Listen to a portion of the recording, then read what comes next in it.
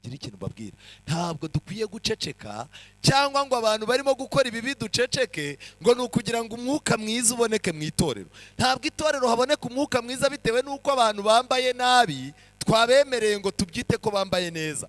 Ntabwo abayobozi bari mu nshingano bafite intege nkeya ari nabo barimo kugambanira umurimo bagumamo ngo ni ukugira ngo tutazana umwuka mubi. Ngibi ibintu bitatu. None nagira ngo mbabaze, Baroni bariho ntabariho? Bariho? Bari mu nshingano? Bari mu nshingano.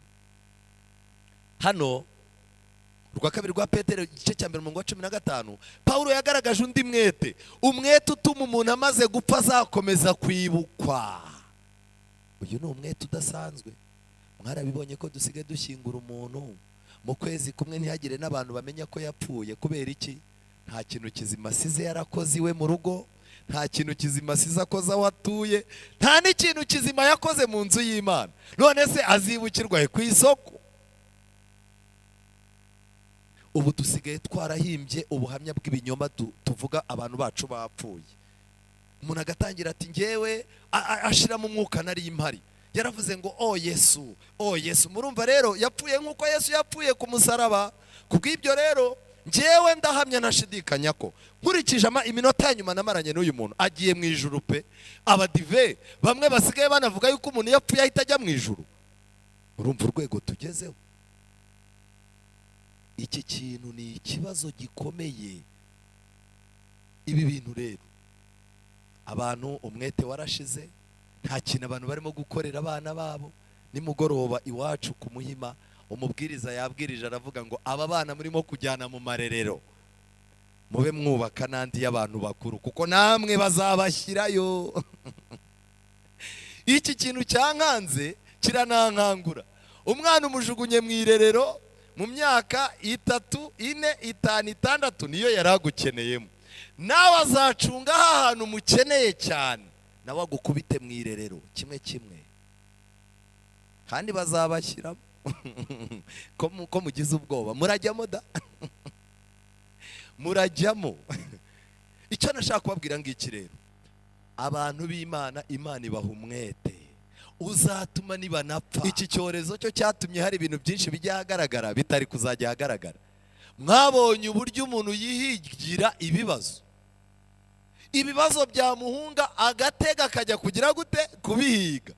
Mu gihe cya Paulo yabwiye itorero arababwira ati nibyo koko turi mu bihe bitugoye ndetse dufite abanzi benshi, dufite imbaraga z'abadayimoni turwana nazo, abanyabushobozi bakomeye, imyuka mibi n'abategeka b'iyisi, dufite ibintu byinshi, dufite abanzi inyuma, dufite abanzi imbere. Ariko Paulo arangije arababwira ngo mwitonde, mukeneye umwete wo gutuza, kuko iyo ufite ibigeragezo byinshi gutuza bituma umenya aho ibintu biva n'aho bijya.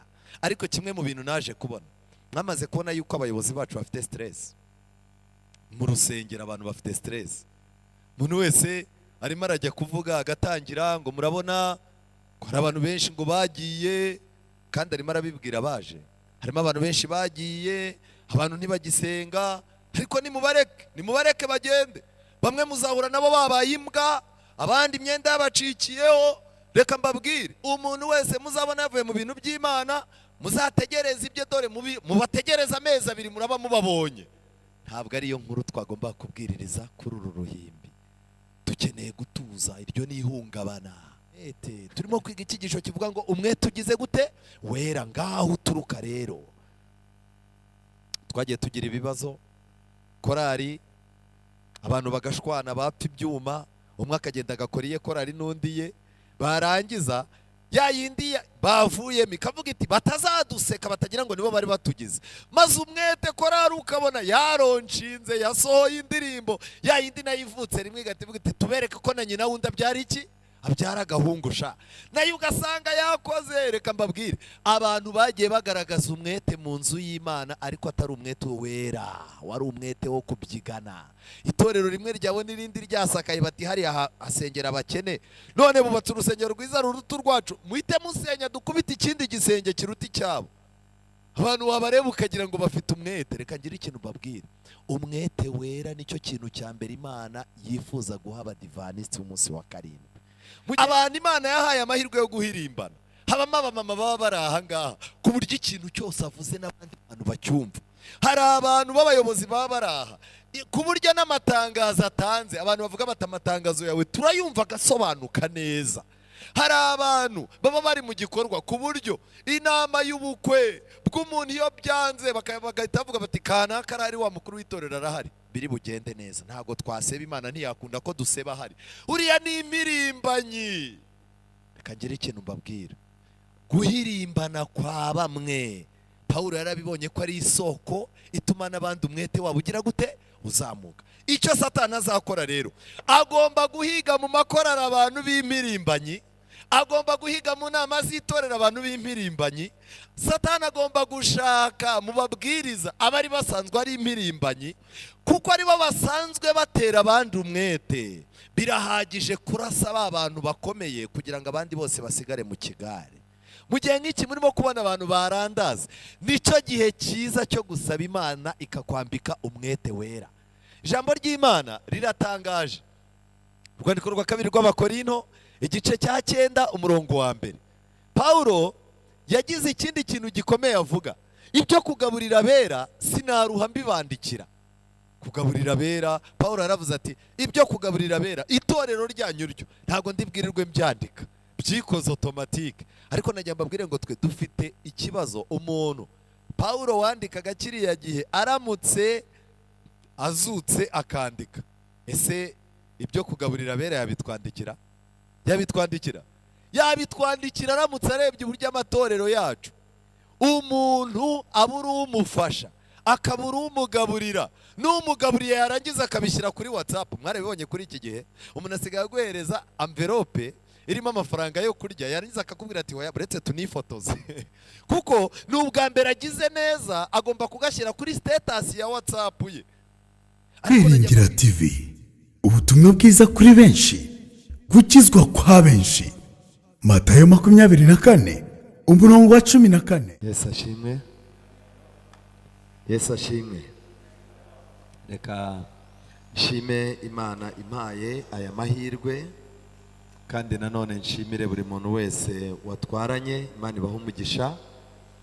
Bitewe n'uko icyigisho nifuza, hari n'ibibazo nza kubabaza, nifuzaga ko abantu bari muri iki gihande mwaza mukicara muri iki no muri iki, mu rwego rwo kugira ngo muze no gukurikirana amasomo tugiye kwandika. Ubwo rero abantu bari muri iki gihande bishoboka ko mwaza muri iki, ndetse n'abandi bakicara hano kugira ngo tuze kwifashisha iri koranabuhanga.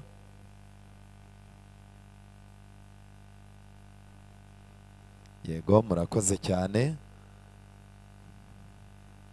Ikindi nongeye kubaha ikaze muri iki cyigisho, ariko nifuza yuko nabaza kugira ibibazo muza kubimbaza. Ubwo rero Imana ibaha umugisha cyane. Nge ndi Musoni Flavien, ahantu nahagiriye umugisha kandi na n'ubu ndacyawuhagirira. Rero iyo nje hano mba numva ngize umugisha cyane, ari icyizere kidasanzwe Imana ingiriye. Reka rero mbasabe dusenge kugira ngo dutangire kwiga. Witeka Mana nziza, izina ryawe rihabwe icyubahiro. Turi mu nzu yawe, aho wemeye yuko izina ryawe rishyirirwa hejuru kandi rigahabwa icyubahiro, aho wemeye ko abana bawe bahurira kugira ngo Mwuka wera akabakaba imitima yabo kugira ngo bamenye aho ibihe biva naho byerekera, aho wavuze yuko kuba umunsi umwe biruta kuba hanze iminsi 1000, aho wivugiye yuko abahari bagirwa inama ikomeye yo kugura umuti wo gusiga ku maso. Dore rero turi imbere yawe, ngwino ubane natwe, uduhe umugisha muri iyi nzu yawe, kandi ikintu icyo ari cyose cyaturangaza kigizweyo. Tugiye kwiga ijambo ryawe rero, wowe waryandikishije, umanuke kubana natwe kugira ngo ahacu habure haboneka hawe, kuko ari wowe ufite icyo wakora ku mitima yacu. Kandi abaje bafite intege nke batahana imbaraga, abaje badafite ibyiringiro by'ejo hazaza batahana amasezerano yawe. Ubwo ijambo ryawe rigiye kubumburwa, ridukure mu ntege nke, ritwambike imbaraga, tubisabye mu izina rya Yesu, amen. Tugiye kwigana icyigisho gifite insanganyamatsiko ivuga ngo umwete wera. umwete wera, wakwibaza ngo se kuki umwete wera? Mu gihe cyose dufite imbaraga y'Imana yitwa mwuka wera, iyo mbaraga umuntu yakiriye nawe imutera umwete wera. Kubera iki ndimo kuvuga umwete wera? Nuko ibitabo byose by'umwuka w'ubuhanuzi bitwereka ko abantu buzuye umwete utera, abantu bafite imbaraga zibasunika mu bintu barimo gukora, yaba abakora ikintu icyo ari cyo cyose ku isi muri no minsi y'imperuka. Buri muntu wese afite imbaraga irimo kumusunika. Mu magambo make, buri muntu wese afite umwete mu bintu arimo gukora. Ariko ikintu kibabaje ni kimwe, ni iki ijambo ry'Imana ritubwira. Umwete wera rero urakenewe cyane. Ni iki kiri butwereke niba umwete uturimo ari umwete wera? Ndaza kwinjira muri Bibiliya. Nimureba neza muri Bibiliya, Abafilipi igice cya 2 umurongo wa 20. Muri Bibiliya haravuga ngo simfite undi muntu duhuje umutima. Uyu ni Pawulo. Reka mbabwire, ntabwo intege nkeya zibaye uyu munsi, intege nkeya no mu gihe cya Pawulo zari zihari. Ariko bari bafite ukuntu bashakaga imbaraga, kandi uko bashakaga imbaraga natwe tuzishatse nk'uko bazishakaga twazibona. Pawulo arimo arandikira Abafilipi, aratangiye ati simfite undi muntu duhuje umutima nkawe uzita ku byanyu by'ukuri. 21, kuko bose basigaye bashaka ibyabo badashaka ibya Yesu Kristo. Pawulo yaragiye akora umurimo i Filipi, agiye kubona abantu bibereye mu bintu by'inyungu, abona abantu nta muntu urimo guha agaciro ibintu by'Imana. Cyokoze yari afite umuntu umwe yariragaho, arangije aramubwira ati ikintu kimbabaza, nabuze undi muntu duhuje umutima wagira gute wakwita ku byanyu by'ukuri, kubera ko abantu bose barimo barishakira iki? Ibyabo, ibya Kristo babishyize ku ruhande. Bivuze ngo iki rero? Muri uno munsi ikintu cyose umuntu atari bukuremo inyungu nta mwanya agize gute? Agifitiye. Kandi inyungu zigomba kuba ari inyungu zifatika. Ni ukuvuga ngo rero mwarabibonye yuko no mu nzu y'Imana byamaze kuza, umuntu arashaka kuyobora korali ariko akaba perezida akabika n'amafaranga, kuko amafaranga nabura ari bwifashisha ya korali ayakubite muri business. Umuntu arashaka kuba umukuru w'itorero, agashaka no kuba yaba umugenzuzi w'umutungo, kubera yuko afite ukuntu yabibaradinga we n'uri ubitsa amafaranga y'itorero akamutiza amafaranga. Abantu rero bose basigaye bashaka ibyabo. Imbaraga zirimo gusunika abantu, imbaraga zirimo gusunika abayobozi, imbaraga zirimo gusunika ababwiriza, imbaraga zirimo gusunika abizera. Ndababara cyane yuko byaba ari ikibazo haramutse harimo umuntu urimo kwishakira ibye udashaka ibyande? Ibya Kristo. Ariko ikintu gitangaje, Abakolosayi 1:28, Pawulo yagerageje kugaragaza itandukaniro aho atandukaniye n'abandi bantu bari bariho mu gihe cye. Mu gihe cya Pawulo hari hariho inyigisho nyinshi, hariho abantu benshi, ndetse mu gihe cye hari abantu bigishiriza, babwiririza kugira ngo bakurure abantu inyuma yabo. Pawulo arangije avuga amagambo akomeye mu Bakolosayi igice cya 1 umurongo wa 28, aravuga ngo niwe twamamaza tuburira umuntu wese, tumwigisha ubwenge bwose, kugira ngo tumurikire Imana umuntu wese amaze gutunganirizwa rwose muri Kristo. Aya magambo arakomeye. Mu magambo make, Kristo niwe uzamurika itorero ry'Imana mu ijuru, ariko natwe abayobozi nitwe tuzamurikira Kristo abo twagize gute? Twayoboye. Abo bantu rero tugomba kuzamurikira Kristo bagomba kuba bameze gute? Icya mbere, bagomba kuba baraburiwe. Icyo ni icya mbere. Kangira ikintu mbabwira, iyi covid iradukereje. Reka mbabwire ngo uku gukererwa mwabonye kuzatugaragaraho imyaka irenga 10. Iyi covid iradukereje, nicyo cyorezo cya mbere kijemo ibintu bituma umuntu ajegajega. Reka mbaho urugero, umwaka w'1914 abahamya ba Yehova bigaga ubuhanuzi cyane, bari bafite n'ibintu bavuze, ariko intambara y'isi baye baravuga bati none ibintu twavugaga byose ko bibaye, ubu bwami bw'Imana ntibuje. Bahita batangira gutegeka amatariki, batangira kugena amatariki yo mu 1917, 1918. Noneho ya matariki bashyizeho batekereza ko ubwami bw'Imana buzimikwa, imperuka ikaba, birananirana. byanze uwari ubayoboye ahita avuga ngo Yesu yamaze kuza, ubwami bw'Imana bwarimitswe. Niyo mpamvu mwumva ubu bavuga icyo bita ubwami bw'iki bw'Imana. Kubera iki? Muri icyo gihe bari barashyizeho abantu baramaze kubara abantu 184. Ariko nagiye mbabwire ngo abo bantu bagiye bapfa urusorongo, bahita iyo nyigisho bayireka. N'uyu munsi wa none inyigisho y'144 barayitondera kuko bazi icyo yabakoreye. Ariko nagiye mbabwire ngo ingaruka z'ibyo bintu byo gushaka guhuza intambara ya mbere y'isi n'ubuhanuzi bwo kugaruka kwa Yesu yatumye amadini menshi yaramaze imyaka irenga 20 agihuzagurika.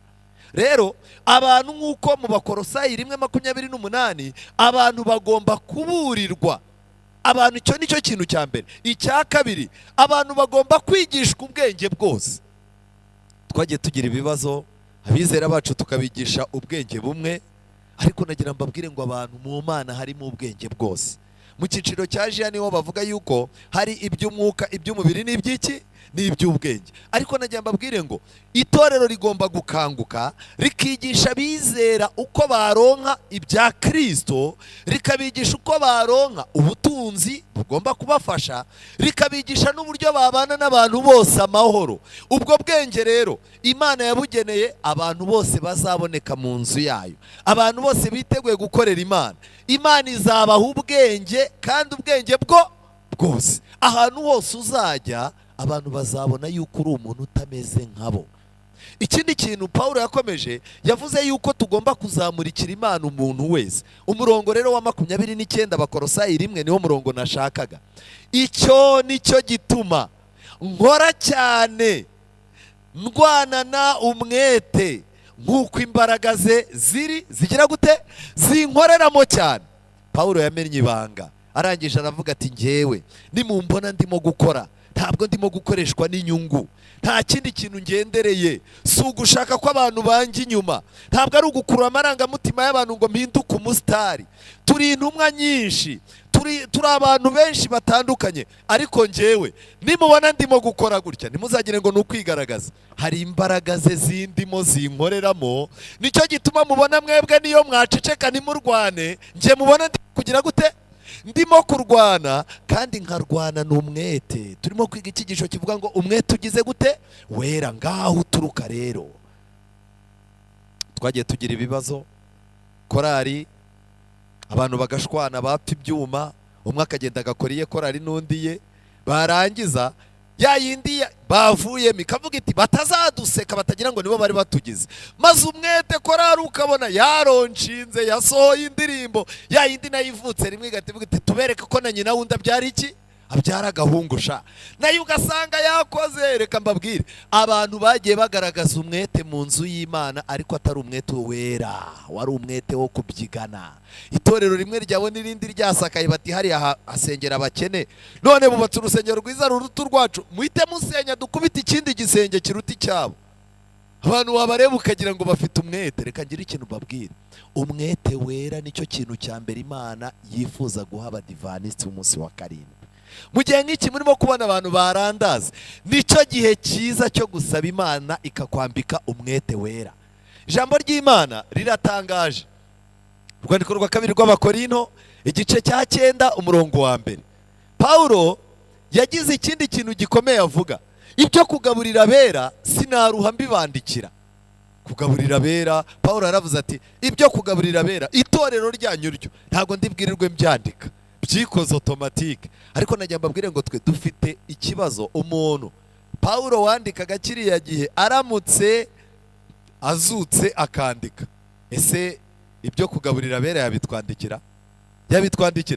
Yabitwandikira aramutse arebye uburyo amatorero yacu, umuntu abura umufasha, akabura umugaburira, n'umugaburiye yarangiza akabishyira kuri WhatsApp. Mwarabibonye kuri iki gihe umuntu asigaye aguhereza envelope irimo amafaranga yo kurya, yarangiza akakubwira ati oya buretse tunifotoze.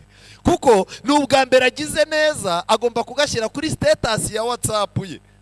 Iki kintu kirakomeye. Hari amatorero, hari itorero ry'i Makedoniya, hakaba n'irindi torero ryo mwakaya.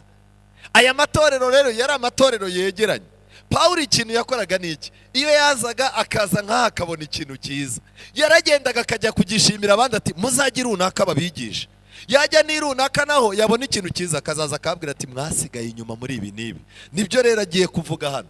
Ibyo kugaburira abera sinaruha mbibandikira, kuko nzi umutima wanyu ukunze ari wo mbirataho mu Banyamakedoniya, mbabwira yuko Abanyakaya bamaze umwaka biteguye, kandi ko guhirimbana kwanyu kwateye abenshi umwete. Amen. Buriya najya mbabwire ngo abantu Imana yahaye amahirwe yo guhirimbana bigakunda mu nzu yayo, mujye mupfukama mwisengere, kuko mushobora guteza impinduka nziza, mushobora no gutera impinduka mbi.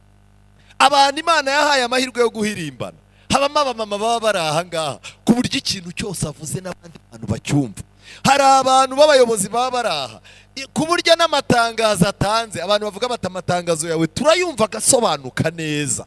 Hari abantu baba bari mu gikorwa ku buryo inama y'ubukwe bw'umuntu iyo byanze bagahita bavuga bati kanaka ari wa mukuru w'itorero arahari, biri bugende neza. Ntabwo twaseba, Imana ntiyakunda ko duseba hari. Uriya ni imirimbanyi. Reka ngire ikintu mbabwira, guhirimbana kwa bamwe Pawulo yarabibonye ko ari isoko ituma n'abandi umwete wabo ugira gute uzamuka. Icyo Satani azakora rero, agomba guhiga mu makorara abantu b'imirimbanyi, agomba guhiga mu nama z'itorero abantu b'imirimbanyi. Satani agomba gushaka mu babwiriza abari basanzwe ari imirimbanyi, kuko aribo basanzwe batera abandi umwete. Birahagije kurasa ba bantu bakomeye kugira ngo abandi bose basigare mu kigare. Umwete wera ese urawufite? Pawulo ibi bintu birakomeye cyane. Reka ninjire mu gitabo cy'ibyaduka byo mu minsi imeruka. Ni igitabo nkunda, ni igitabo mbakangurira kwiga, ariko nanone iki gitabo gisaba gupfuka mu gasenga kandi ukagihuza n'ibindi bitabo. Iyo ugihuje n'ibindi bitabo by'umwuka w'ubuhanuzi bakubwira igitabo ibi bintu byavuyemo, ukagerageza iki gitabo ukagikurikira, bakubwira impamvu.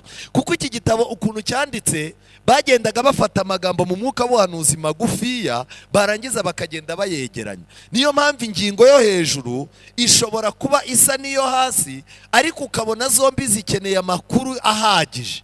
Ayo makuru ahagije rero ujya muri kiriya gitabo. Nk'ubu rugero, iki ngiki ni Selected Message Volume 1, ni ubutumwa bwatoranijwe volume ya mbere cyo mu 1885 kuri page 118 niho aya magambo bayakuye.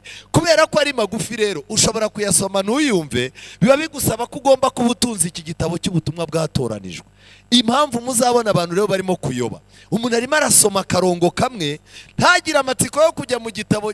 Urugero, amagambo avuye mu ntambara ikomeye, soma icyigisho cyose ubanze umenye ibyavugwaga, kuko hari ahantu uzasoma bakakubwira ngo itorero ntabwo rikiri ahantu Imana yishimiye, ariko ugasanga ayo magambo yanditse mu ntambara ikomeye.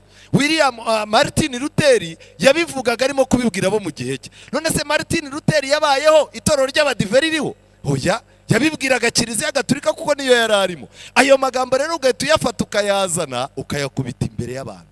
Dukwiye kwitonda cyane. Hano muri iki gitabo baranditse ngo mu gihe imbaraga y'Imana yifatanije n'umwete wa kimuntu, umurimo uzakwirakwira nk'umuriro mu byatsi byumye. Amen. Mu magambo make, hari ibintu bibiri bigomba kuba. Imana uruhande rwayo ni umuriro, twebwe uruhande rwacu tumeze nk'ibyatsi bigize gute byumye. Rero ikintu hano barimo kuvuga ni kimwe, Imana niyo ifite imbaraga, twe turi abanyantege nke. Kubw'ibyo rero umwete ukenewe ku ruhande rwacu, kuko Imana yo ni inyamwete mu byikora. Kubw'ibyo rero ni gute umwete w'Imana wakwinjira muri twe? Ngiye kubereka amateka y'umurimo, muri busange umurimo w'Imana wubakiye ku mwete, ariko Imana niyo ikangura umwete w'umuntu. Imana niyo ishyiramo umuntu umwete. Buriya hari ukuntu tujya tubwira abizera tukabwira ngo nimwikubita agashyi, mwiminjiremo agafu. Ndakurahiye nubwo wabakubita ahubwo ari wowe, nta kintu byatanga, kuko umunyabyaha kumubwira ngo yiminjiremo agafu, yikubita iki agashyi, niyo wamukubita imigeri ntago yakumva. Ijambo ry'Imana rero riravuga amagambo akomeye hano. Reka tujye mu Kuva 35, Kuva igice cya 35 umurongo wa 20. Hatubwira igihe Mose yari arimo, murabyibuka Mose bari bagiye kubaka ubuturo bwera, kandi Imana yari yatanze gahunda zose. Igice cya 35 umurongo wa 20, hano ni amaturo yo kuremesha ihema ry'Imana. Ikintu gitangaje rero kuri uyu murongo wa 20, iteraniro ry'Abisiraheli ryose riragenda riva imbere ya Mose. 21, haza umuntu wese utewe umwete n'umutima we. Mutega amatwi. Uwemejwe nawo wese bazana amaturo batura Uwiteka yo kuremesha rya hema ry'ibonaniro, nayo gukoresha imirimo yaryo yose, nayo kuremesha ya myenda ye yagize gute, yejejwe. Mu magambo make, kugira ngo ubuturo bwera bwubakwe. Iki Imana yatestingaga ku Bisiraheli, Imana yari kubyikorera byose, ariko kubera ko Imana ishaka gupima umwete w'abantu, Imana yatanze icyifuzo cyayo, irangije yohereza na Mwuka Wera wo kubashisha abantu, irangije isigara itestinga umwete w'abantu. Icyagaragaje rero abantu b'abanyamwete baratangiye baraza bazana ibintu uko umutima wabo ugize gute. Reka ngire ikintu mbabwira, itorero ry'uyu munsi riramutse ryubakiye ku mwete w'abizera waturutse ku Mana, nta kintu na kimwe twabura, nta na kimwe. Amatangazo tuvuga iminota 30 yagabanuka, ntari nayo tutazongera gutanga. Itangazo ryo kuvuga ngo abagize igihande iki n'iki ngo musigare, hari amatangazo mutazongera kubona, kuko buriya tubwira igihande ngo gisigare tugiye kubabwira ko hari umuntu wacu wiciwe n'inzara mu bitaro. Iryo tangazo ryatangwa afite abantu bamusuye, kuko umutima umwete bafite umwete batewe n'Imana wo kwita kuri bagenzi babo. Iryo tangazo naryo, itangazo ryo gufata umuntu uzi kuvuga amatangazo ngo avuga yuko urusengero ruva, ryakongera gutangwa. Reka da, kuko abizera barimo baraza bavuga bati mutwereke, nabonye iki n'iki gikenewe, ntimumbuze kugikora, niteguye gutangira. Ariko uyu munsi wa none amagambo yabaye menshi. Buriya nimubona ibibwirizwa byabaye birebire cyane, mukabona amagambo yabaye menshi n'amatangazo yabaye menshi, mujye mubimenya impamvu ibitera ni iyihe. Umwete wera wabaye muke. Iyo umwete wera wabaye muke, biba bisaba ko abantu bongera umubare w'amagambo. Ariko reka turebe uko byagenze gute noneho. Kuva 35 umurongo wa 3, reka duhere hejuru. Mose abaha amaturo yose. Kuva 30, yego, kuva 36 umurongo wa 3, kuva 36 umurongo wa 3. Mose arangije abantu bamaze kuzana aya maturo, Mose abaha amaturo yose. Abisiraheli baturiye kurema ibikoreshwa imirimo y'ubwo buturo bwera ngo babiburemeshe, kandi bakomeza kujya bamuzanira andi maturo ava mu rukundo. Yarayakeneye, reka da, ahubwo umunsi wo kurangiza fundraising wararangiye, arangije aravuga ati nta kibazo, ibisigaye Imana ifite ukuntu izabigenza. Noneho imitima y'abantu ikazazirari barya. Mu gitondo bakavuga bati singe mbona batangiye, ngo mu gitondo abantu barazaga bakamaza ati se kuje, ati rero urukundo nkunda umurimo w'Imana rwatumye nanone numva ngomba kubyuka ngira gute, ngomba kuza. Kimwe mu bintu bijya bintera ubwoba, muzumva amagambo abantu bajya bavuga iyo turimo kwaka inkunga z'ibintu runaka. Umuntu aratangira ati kubwo rukundo nkunda iyi korari ntanze 1,100. Undi akaza ati bitewe nuko harimo umuntu twiganye nabikunze cyane kumubona yambaye costume yegutse rwose, umva afite n'abantu bazima. Nanjye rero kubera ibineza neza byamfatiye hamubonye ku ruhimbi ntanze 200,000. Undi akaza ati muri iriya korari harimo murumuna wanjye twararuhanye, urabizi subizi. Buriya rero kwa kuntu twaruhanye mpora mbitekereza, rero nta kintu wajyamo ngo mbure kuza kugushyigikira ntanze 1,100. Ayo magambo yose nagira ngo mbabaze, hari urukundo rurimo inyuma? Ntarwo. Niyo mpamvu muzabona buri gihe igiseke cyacu kitajya cyuzura. Twakira inkunga zidaherekejwe n'urukundo. Niyo mpamvu iyo uhamagaye umukuru w'itorero ngo yongere asubire imbere y'abantu babwire ko amafaranga batanze ari make ku gikorwa cyari gihari, umukuru w'itorero ahita akubwira ati mushaka udaheruka ajyeho njyewe mpora hehe ku ruhimbi. Kubera iki? Abizera bifitiye ikibazo bafite, ni ukuvuga ngo nta rukundo rwo gukora bafite, ahubwo bafite gufatirwa aho hantu bitewe n'ibintu byabaye n'umuntu wabiyoboye. Umwizera agatanga akavuga ati ariko mwanshyirishijemo mwashyirishijemo. ubutaha rero iyo amenye ibintu uko bizaba ntashobora kuza. ariko iriya tekinike y'uko Imana yateye umwete, icyabaye nta kindi, kandi bakomeza kujya bamuzanira andi maturo. ava hehe?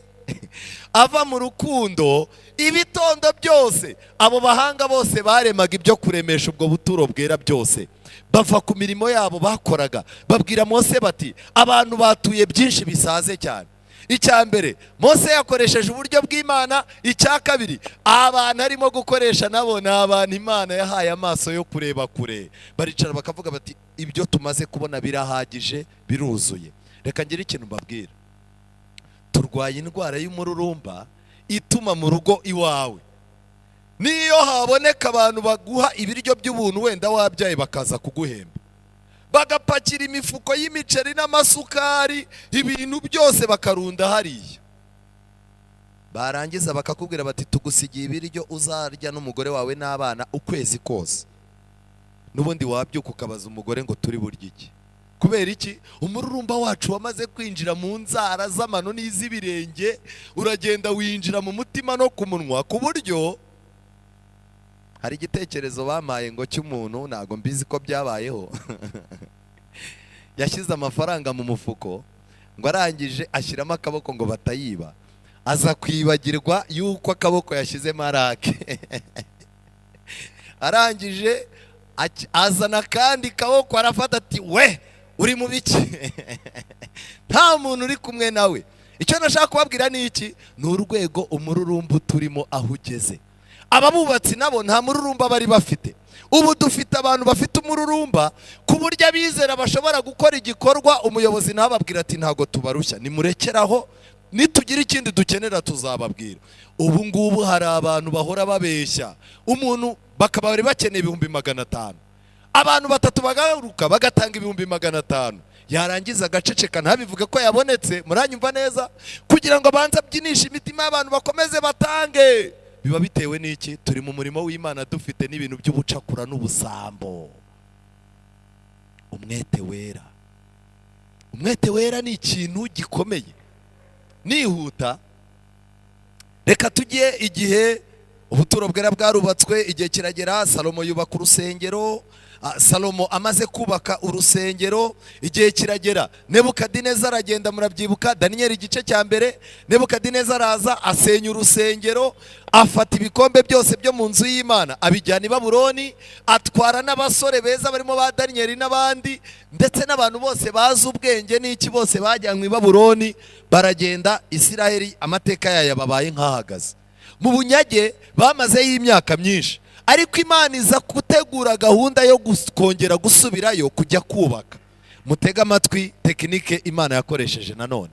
Ezira 1:5 nuko abatware b'amazu ya basekuruza b'Abayuda n'Ababenyamini bahagurukana n'abatambyi n'Abarewi n'abandi bose Imana yateye umwete wo guhagurukana ngo bajye kubaka inzu y'Uwiteka i Yerusalemu.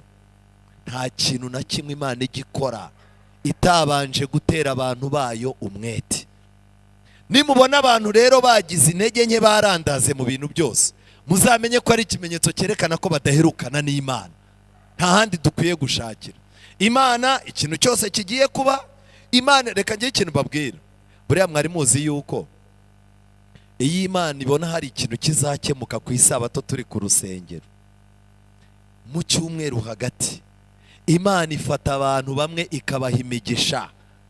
abo bantu yamara kubaha imigisha, ikabaha umutima ubagamye ku buryo umuntu wese uraza kugira ikintu amusaba kandi ababaye koko, Imana irahita ituma uwo muntu akoreshwa nta magambo menshi avuzwe. niyo mpamvu uzajya kubona ubone tugeze hano havutse ikibazo, abayobozi baricaye bati tubigenze gute, ujye kubona ubone havuyemo umuntu mutanakekaga avuga ati iki kibazo ntago kiri buducange, mu kindekere ndakijyamo. hano ku rusengero hari abantu bajya batanga amafaranga ntihagire n'umuntu ubimenya, kubera ibibazo biba byavutse hariya hanze, abantu barembye, hari abantu batse imodoka zabo bakajyana abantu barwariye hano, twebwe tutabimenye, gahunda zigakomeza, kandi uwo muntu ntago yaza ngo abwire itorero ngo nimunsubize nimwe nakoreye. hoya, hari abantu bafite umwete wera bakora kandi ntibakenere kugira gute kuvugwa. umukecuru umwe mu cyaro yagize gutya adoda igitambaro cyo ku rusengero. Murabona bahitaga kuwiteka, agatambaro bitaga ngo Uwiteka dukore ibikomeye natwe turishimye. Abamama barakabohaga bakoresheje crochet. Umuntu wadukoraga rero yarangiza agakora n'agatambaro ko gushyira ku ntebe zo ku ruhimbi. Yabaga ari umuntu ukomeye, wenda mwe ntago muzi uburemere bwabyo. Noneho rero umukecuru aragakora, agakoze haza abantu bavuye mu za Kigali na hehe, habera ibintu bidasanzwe. Abona ntibamuvuzeho, arangije aravuga ati ariko aba bantu ko batamvuga buriya bazi uko navunitse. Arategereza abona wapi, bashima abantu bagiye bakora ibintu wabona ntibamuvuzeho. Acunga umuyaga urimo kunyeganyeza kagatambaro, abantu bose baharangamiye. Abaraje agakoze waragatunganyije, kandi uwo mwaka ntiyarakiri n'umudiyakoni kazi, reka da. Aragatunganyije, amaze kugatunganya asubira kwicara, ahita abwira uwo begeranya ati kariya gatambaro iyo gahungabanye birambabaza ko nagakoze mbabaye. Byibuze urumva araturitse. Muranyumva neza?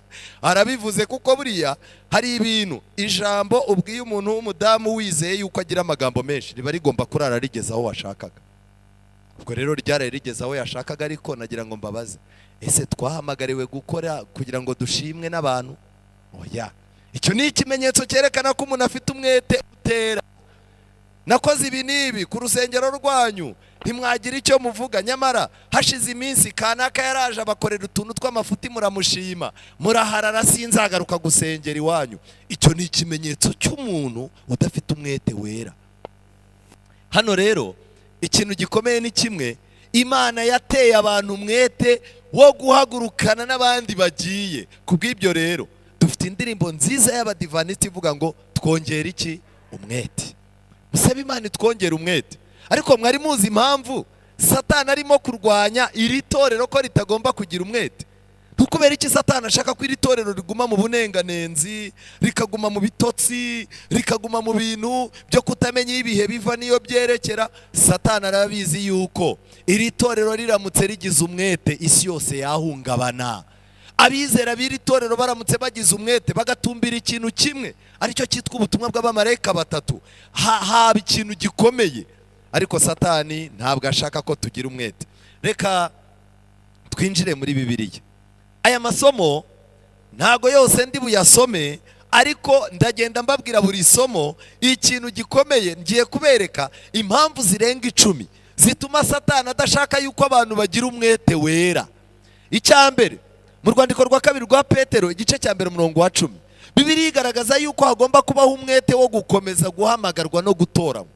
Dukeneye kugira umwete wo gukomeza umuhamagaro wacu ndetse no gutoranywa kwacu. Mu magambo make, turi itorero ryatoranijwe. Ikindi kandi mwibuke yuko twahamagawe, itorero ryacukuwe mu kirombe gikomeye, kandi niryo Imana ifitemo icyizere, ivuga ngo byibuze ninca muri bariya hari ikintu kidasanzwe nzakorera ku isi. Kubw'ibyo rero iri torero rifite umuhamagaro rikaba ryaranatoranyijwe, Satani agomba gutuma ritagira umwete.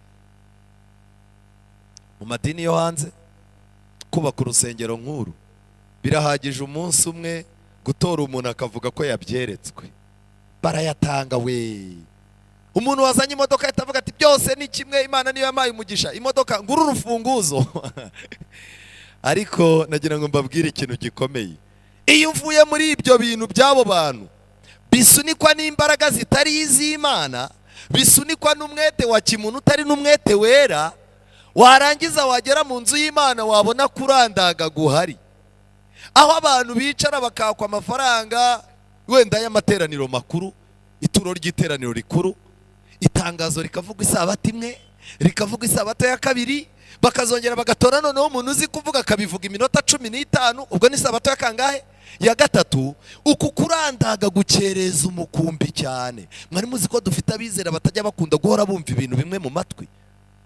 Ariko iri torero rizira iki?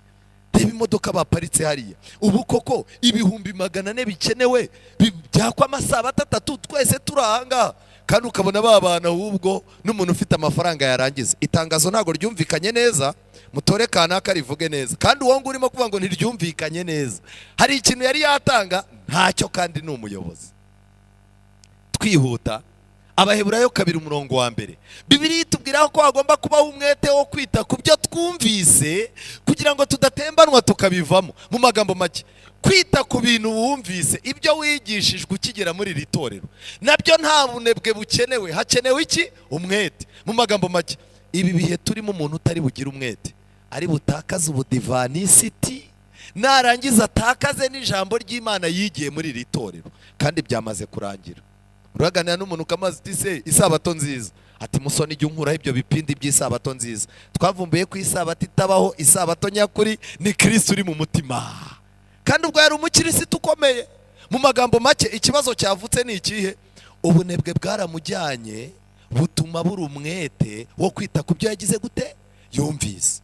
Noneho ikindi kintu gikomeye, murebe neza hano mu rwandiko rwa 2 rw'Abakorinto igice cya 9:11, Pawulo yagaragaje yuko hakenewe umwete wo gutuza utuma abantu bataba bakazitereyemo.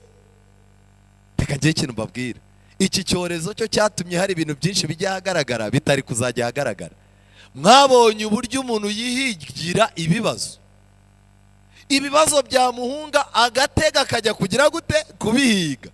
Mu gihe cya Pawulo yabwiye itorero, arababwira ati nibyo koko turi mu bihe bitugoye ndetse dufite abanzi benshi, dufite imbaraga z'abadayimoni turwana nazo, abanyabushobozi bakomeye, imyuka mibi n'abategeka b'iy'isi, dufite ibintu byinshi, dufite abanzi inyuma, dufite abanzi imbere. Ariko Pawulo arangije arababwira ngo mwitonde, mukeneye umwete wo gutuza, kuko iyo ufite ibigeragezo byinshi, gutuza bituma umenya aho ibintu biva n'aho bijya.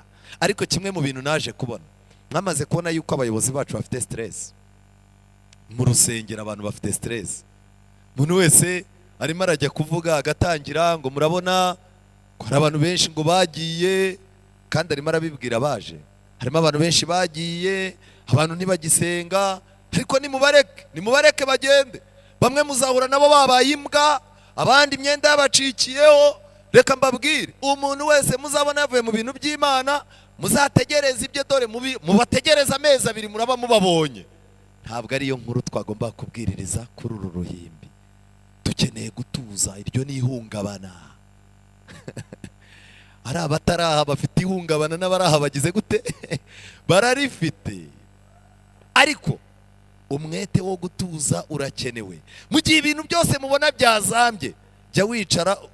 Hari ukuntu twabaga turi mu ngando, hari umuyobozi hano tubiziranyeho, nabaga nyoboye ibintu, hakazamo nk'umuntu nyoboye abantu nka 500, hakavamo umuntu agahita ambwira ati ibintu urimo gukora nta kigenda, nta n'ubwenge ugira, kandi akabimbwirira imbere y'abantu. Abantu 499 bagakebuka bati ibintu uvuze urabitekereje neza. Nanjye nkavuga ni oya, byibuze yabimbwira turi twenyine nari guhangana nawe, ariko noneho ubu ngiye guhangana nawe neza kugira ngo ngarure icyubahiro cyanjye agize gute atakaje. Noneho ihungabana rigatuma nanjye mubwira ibintu ntagombaga kugira gute kumubwira. Ariko ubu ngubu mu bintu dukeneye, uko ibihe by'akajagari, uko ibihe bigonga cyane birimo kutwegera, jya ugerageza aho ikibazo kivukiye utere metero nk'eshatu wegereyo. Abantu basifura umupira w'amaguru buriya ni abahanga cyane. Abakinnyi iyo bagiye kurwana, araza akabajyamo hagati akagira gutya, iyo abonye bagiye kumukubita yiterera intambwe 3, agahita afata amakarita, agafata n'ikaramu, wongorera mugenzi wawe azamura umugeri, mwemba bandika, ugira gute abandika, yarangiza agashyira ubwenge ku gihe. Iyo byanze ahita agenda akajya kuri kamera ngo arebe aho byagize gute byaturutse. Kubw'ibyo rero, abasifuzi b'abahanga mu mupira w'amaguru sabazi kwiruka cyane bakurikira abakinnyi ngo bamenye aho yakuye umupira, ahubwo ni umusifuzi wihagararaho agatuza mu gihe ikibuga cyose n'abafana bamanutse muri stade baje mu kibuga hasi. Aho niho hagaragara umutoza mwiza n'umusifuzi. Icyo nashaka kubabwira ngiki, dukeneye kugira bizera batuza, aho kugira ngo yumve akaudio kamwe agafatireho umwanzuro, aho kugira ngo yumve ikintu runaka cyose ahita ajagurika, ahubwo akicara akavuga ati ndatuje. Hari umuntu umwe nakunze, ibi bibazo byose twagiye ducamo, yaricaye ambwira ibintu bibiri. Yarambwiye ati muso, ati ubu rero mfite ikibazo gikomeye. Ni ikihe? ikibazo cya mbere, ibihamya byose nasomye ntibinyemerera gusohoka muri iri torero, ariko ibintu ndimo kubonamo biransaba yuko ndivamo. None rero aho kurivamo ngiye gufata uyu mwanzuro, ngiye kuba nshyize ubwenge ku gihe mbe nicecekeye, mbe nicaye ndebaho ibintu byerekera. Yaracecetse, igihe kiragera agaruka ku rusengero. Ubwo yari amaze gushyira ubwenge ku gihe. Hari umuntu ushyira ubwenge ku gihe ukwezi kumwe, hari ugushyiraho umunsi umwe, hari n'abashyiramo imyaka 5 n'imyaka 10 yashoboka. Ariko nagira ngo mbabwire iki kintu, umwuka wo gutuza urakenewe. Umwete rero Paulo yakomeje abivugaho mu Baheburayo 12:14, avuga yuko hakenewe umwete wo kubana n'abantu bose amahoro n'uwo kwezwa.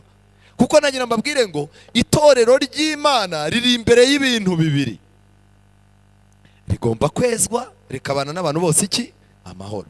Iyo ntambara rero nta muntu ugiyifashamo, undi buri wese ayirwanaho. Hari igihe ngewe mba nejejwe nkaba nsigaranye intambara yo kubana n'abantu bose iki?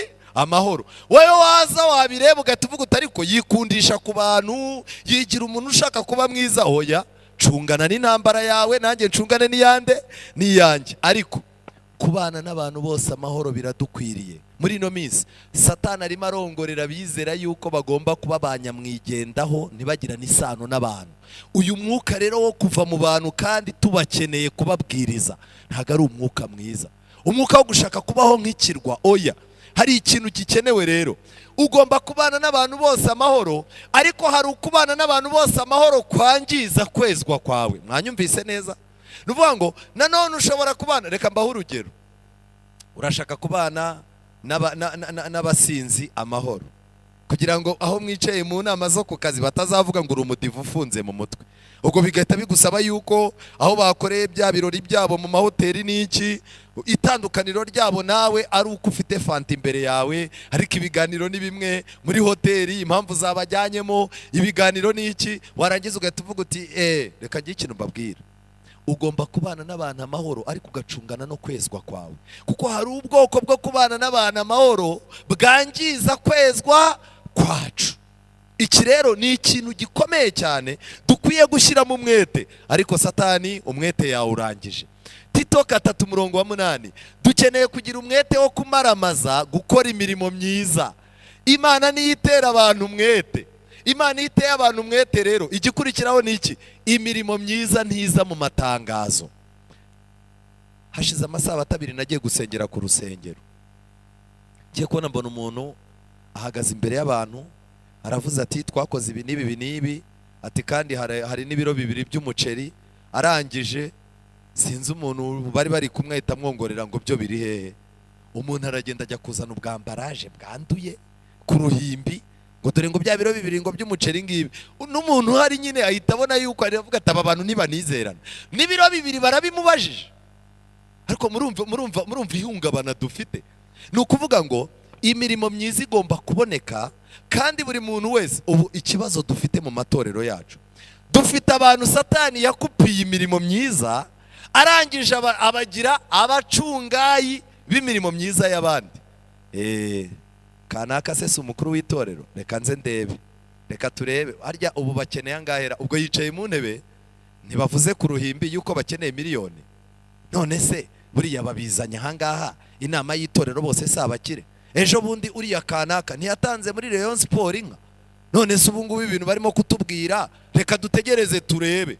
None wajya kumva ahagaze ku ruhimbi. Murabizi ibintu byaranze, kandi muri APR na Rayon ntawe uvuga ko ibintu byagize gute byanze. Murabizi ibintu byaranze, imirimo yaranze, dufite ibibazo. Ariko itorero ndarikunda, nubwo ndi umuyobozi waryo nzabashakira 30,000. Reka twese dufite ibibazo, ntimukabona amafaranga twaparitse amamodoka, ibibazo birahari murabizi. Ariko yajya mu ikipe y'umupira w'amaguru agatanga inka, ikipe yajya kubura umukinnyi igiye gusenyuka ati mushaka umuntu muri Kameruni, ngewe ndagira gute ndamugura. Ibi rero birerekana yuko gufana amakipe 2 bimaze kunanirana. Ikintu ni kimwe, ugomba kuba mu itorero cyangwa ukaba hanze. Hano rero Paulo yavuze amagambo akomeye, aravuga ngo tugomba kugira umwete wo kumaramaza gukora imirimo myiza. Gukora imirimo myiza rero hari abizera barimo gukora, harimo n'abarimo kubara abakoze. kimwe mu bintu bijya bintera ubwoba ni uburyo abayobozi b'itorero benshi tujya ku ruhimbi tukabwira abantu gukora, tugatanga amatangazo, bana b'Imana iyi sabato niyisoza raporo. Buri muntu wese rero muri iki cyumweru ashaka ukuntu yakwicara akabara, dushaka ukuntu iri torero ryacu ritazahora ku mwanya wa nyuma. Abantu bamuhaye amatangazo bati arayavuga neza n'ubutaha azayavuga. Wajya muri resi ugasanga kuva bahindura umwakirizi nta namuzi. Ubu rero ibi bintu bigiye gutuma dusigarana abantu b'abashyushya rugamba batazi na gahunda y'ijuru aho igeze. Umwete w'imirimo myiza. Urwandiko rwa kabiri rwa Petero igice cya 3:14, mugira umwete mu kwirinda ikizinga n'umugayo kugira ngo muzasangwe muri amahoro. Umwete wo kwirinda wararangiye. Ubu dufite abizera bashaka kurya byose, bashaka kunywa byose, bashaka kwambara byose, kandi kubera ko abo bizera aribo bitorera abayobozi, batora abantu bazabafasha. Mu minsi y'imperuka igitabo cy'abakurambere n'abahanuzi banditse yuko mu minsi y'imperuka abayobozi benshi bazaba bameze nka Aroni. Ese Aroni yari ameze ate? Hari ibintu bitatu byarangaga Aroni. Icya mbere, guhuzagurika mu rugo rwe, ari nako guhuzagurika kwagaragaraga mu nshingano ze. Abantu b'iki gihe bari mu nshingano z'ubuyobozi abenshi barahuzagurika. Icya kabiri, kwanga kwiteranya n'abantu. Aroni yaravugaga ati ngewe, bamubwira bati dukorera ikigirwamana, yarababwiye ati ariko rero icyo nzi cyo ngewe nzi ko Imana yanjye iba mu ijuru. Ibyo bintu murimo gushaka muzane mbibakorere, ko nge nta kintu biri bumpindureho. Ubu dufite abayobozi bicara akavuga ati icy'ingenzi nuko umugore wanjye n'abana banjye bafite gahunda dusenga banyumvira, naho abanye ibyo bashaka ni mubibakorere, none mubahe serivisi. Kagira ikintu babwira. Icya gatatu kiranga Aroni nuko azumva yuko ashaka umutuzo mu butayu. Reka ngire ikintu babwira. Ntabwo dukwiye guceceka cyangwa ngo abantu barimo gukora ibi biduceceke ngo nukugira ngo umwuka mwiza uboneke mu itorero. Ntabwo itorero haboneka umwuka mwiza bitewe nuko abantu bambaye nabi twabemereye ngo tubyite ko bambaye neza. Ntabwo abayobozi bari mu nshingano bafite intege nkeya ari nabo barimo kugambanira umurimo bagumamo ngo nukugira ngo tutazana umwuka mubi. Ngibi ibintu bitatu. None nagira ngo mbabaze, Baroni bariho nta bariho? Bariho? Bari mu nshingano? Bari mu nshingano. Hano rwa kabiri rwa Petero igice cya 15, Paulo yagaragaje undi mwete. Umwete utuma umuntu amaze gupfa azakomeza kwibukwa. Uyu ni umwete udasanzwe. Mwarabibonye ko dusigaye dushyingura umuntu mu kwezi kumwe ntihagire n'abantu bamenya ko yapfuye. Kubera iki? Nta kintu kizima asize yarakoze iwe mu rugo, nta kintu kizima asize akoze aho atuye, nta n'ikintu kizima yakoze mu nzu y'Imana. None se azibukirwa he? Ku isoko? Ubu dusigaye twarahimbye ubuhamya bw'ibinyoma tuvuga abantu bacu bapfuye. Umuntu agatangira ati ngewe ashira mu mwuka nari impari, yaravuze ngo oh Yesu, oh Yesu. Murumva rero yapfuye nk'uko Yesu yapfuye ku musaraba. Kubw'ibyo rero ngewe ndahamya nashidikanya ko nkurikije iminota nyuma namaranye n'uyu muntu agiye mu ijuru pe. Abadive bamwe basigaye banavuga yuko umuntu yapfuye ahita ajya mu ijuru. Urumva urwego tugezeho? Iki kintu ni ikibazo gikomeye. Ibi bintu rero abantu umwete warashize, nta kintu abantu barimo gukorera abana babo. Nimugoroba iwacu ku Muhima umubwiriza yabwirije aravuga ngo aba bana murimo kujyana mu marerero mube mwubaka n'andi y'abantu bakuru kuko namwe bazabashyirayo. Iki kintu cyankanze kiranankangura. Umwana umujugunye mu irerero mu myaka 3, 4, 5, 6 niyo yaragukeneyemo. Nawe azacunga ahantu mukeneye cyane, nawe agukubite mu irerero kimwe kimwe, kandi bazabashyiramo. Ko mugize ubwoba murajyamo da? Murajyamo. Icyo nashaka kubabwira ngiki rero, abantu b'Imana, Imana ibaha umwete uzatuma nibanapfa amazina yabo azakomeza kugira gute? Azakomeza kuvugwa. Hari akantu gato nashaka kubereka. nimujye mu gitabo cya kabiri cy'abami umurongo wa 14. Gupfa kwa Elisa. Kandi Yehowasi akiri ku ngoma ye, Elisa afatwa n'indwara ariyo yamwishe. Yehowasi umwami w'Abisiraheli aramanuka ajya aho ari, aramuririra aravuga ati ye baba data we, ko hari amagare n'abanyamafarashi ba Isiraheli. Amen. Elisa akiriho, ntago yari umusirikare, ntiyajyaga no ku rugamba, ariko yitwaga amagare n'amafarashi byaki bya Isiraheli. Kujya ku rugamba bazi ko umuntu w'Imana witwa Elisa hari, byatumaga barwana bagatsinda. Imana iri mu ruhande rwacu. Noneho mutega amatwi rero, Elisa arangije abwira uwo mwami, aramubwira ati enda umuheto n'imyambi. Nuko arayenda, abwira umwami w'Abisiraheli ati fata umuheto mu kuboko. Awufata mu kuboko. Elisa ashyira ibiganza bye ku by'umwami, ahera ko aravuga ati kingura idirishya ryerekeye burasirazuba.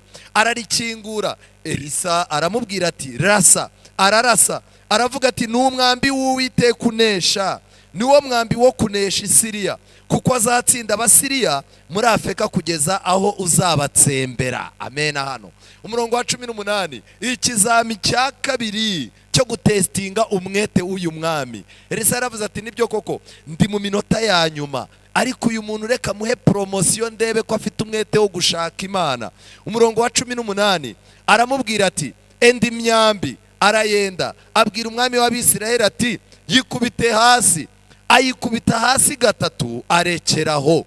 Umuntu w'Imana aramurakarira, aramubwira ati iyaba wakubise 5 cyangwa 6 watsinze Abasiriya kugeza aho uzabarimburira, ariko none uzatsinda Isiriya 3 gusa.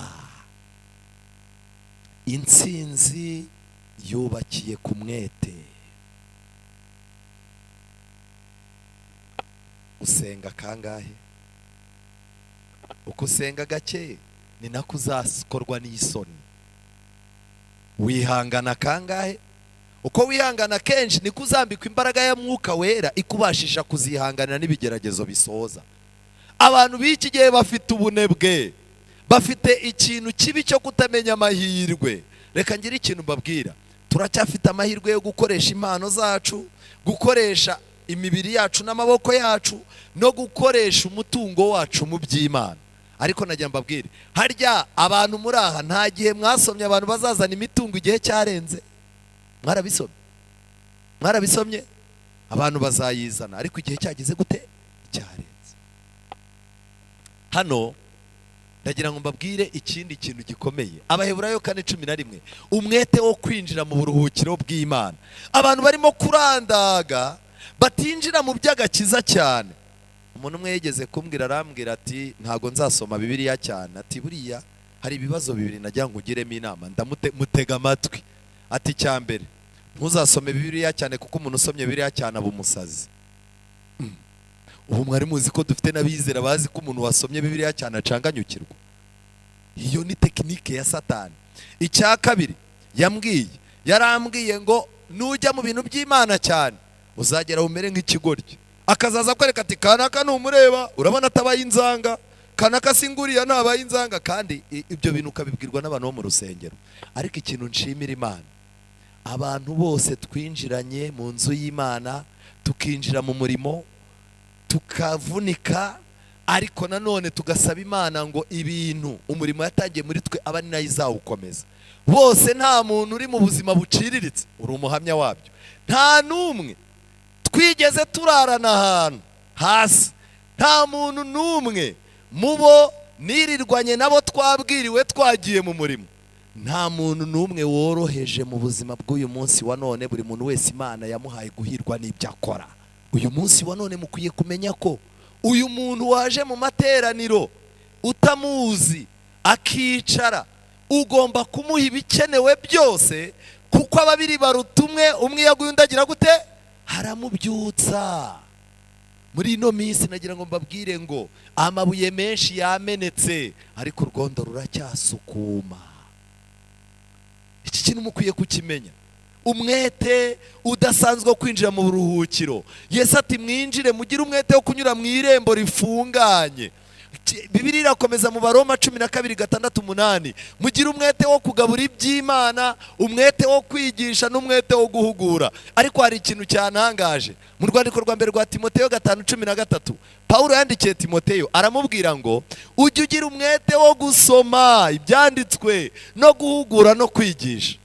Mwarabibonye ko ubu turwaye indwara yo gushaka kwigisha tudasoma? Irahari ntihari? Umuntu uramubwira uti mwiga ibi ngibi.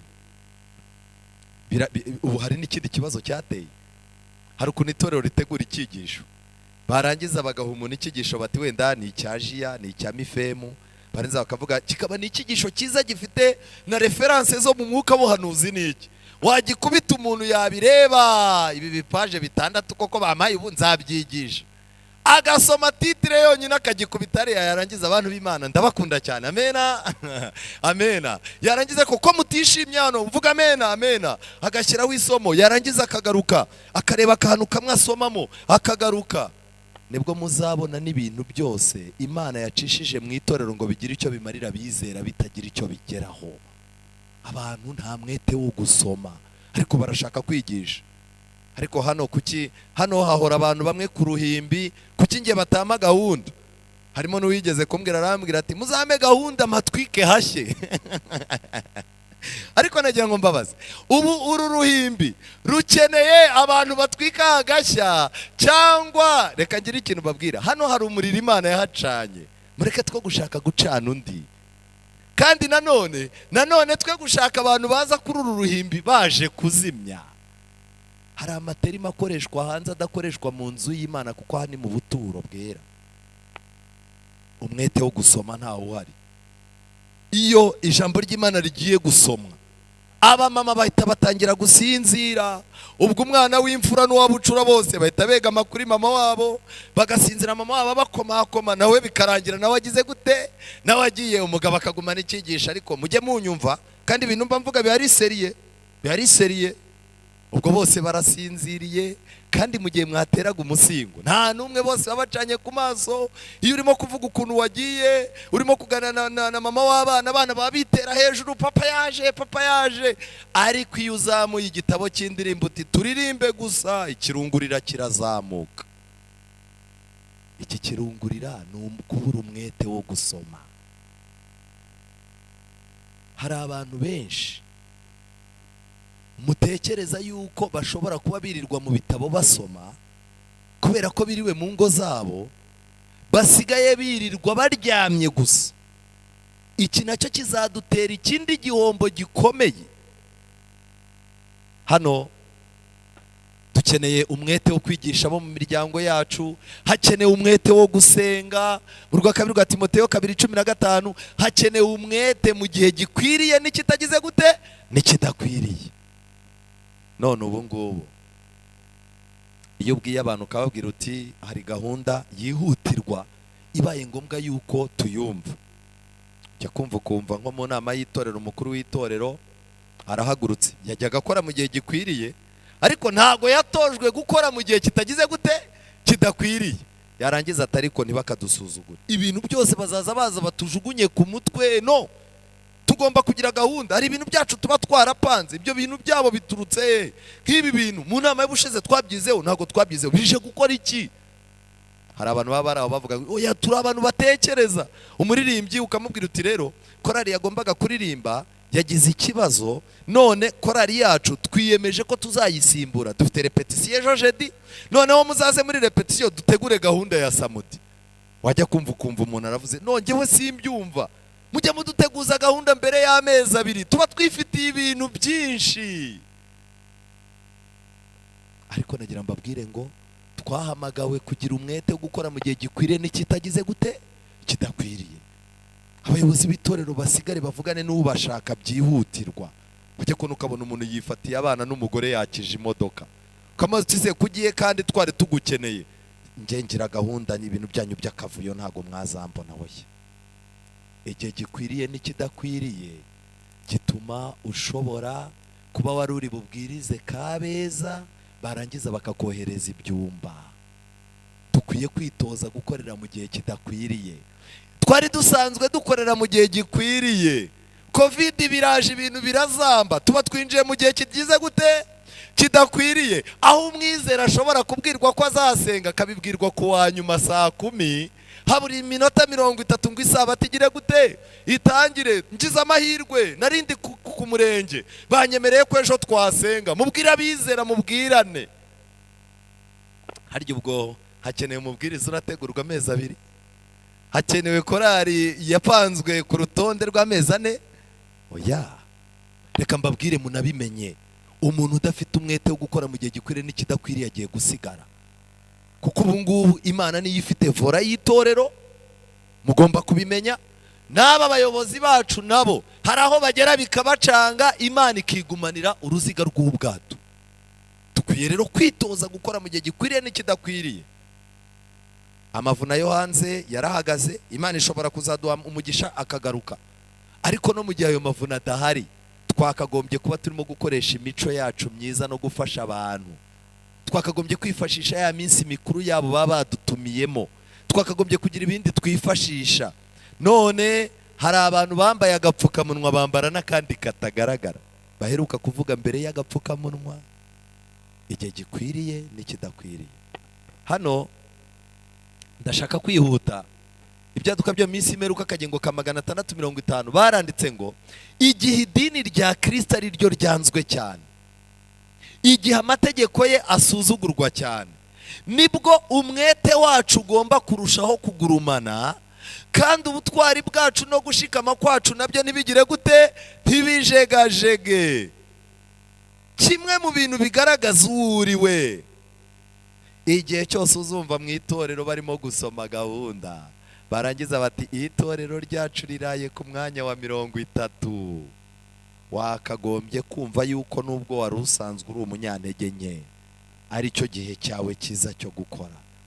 Igihe barimo kukubwira bati ababwiriza bose barangiye, nicyo gihe cyawe wowe cyo kubyuka noneho ukavuga uti ubwo noneho abandi najyaga ninya. Hari abantu benshi bajyaga banga kubwiriza, ati ntago nabwiriza kanaka, hari hano tuba dufite ababwiriza benshi.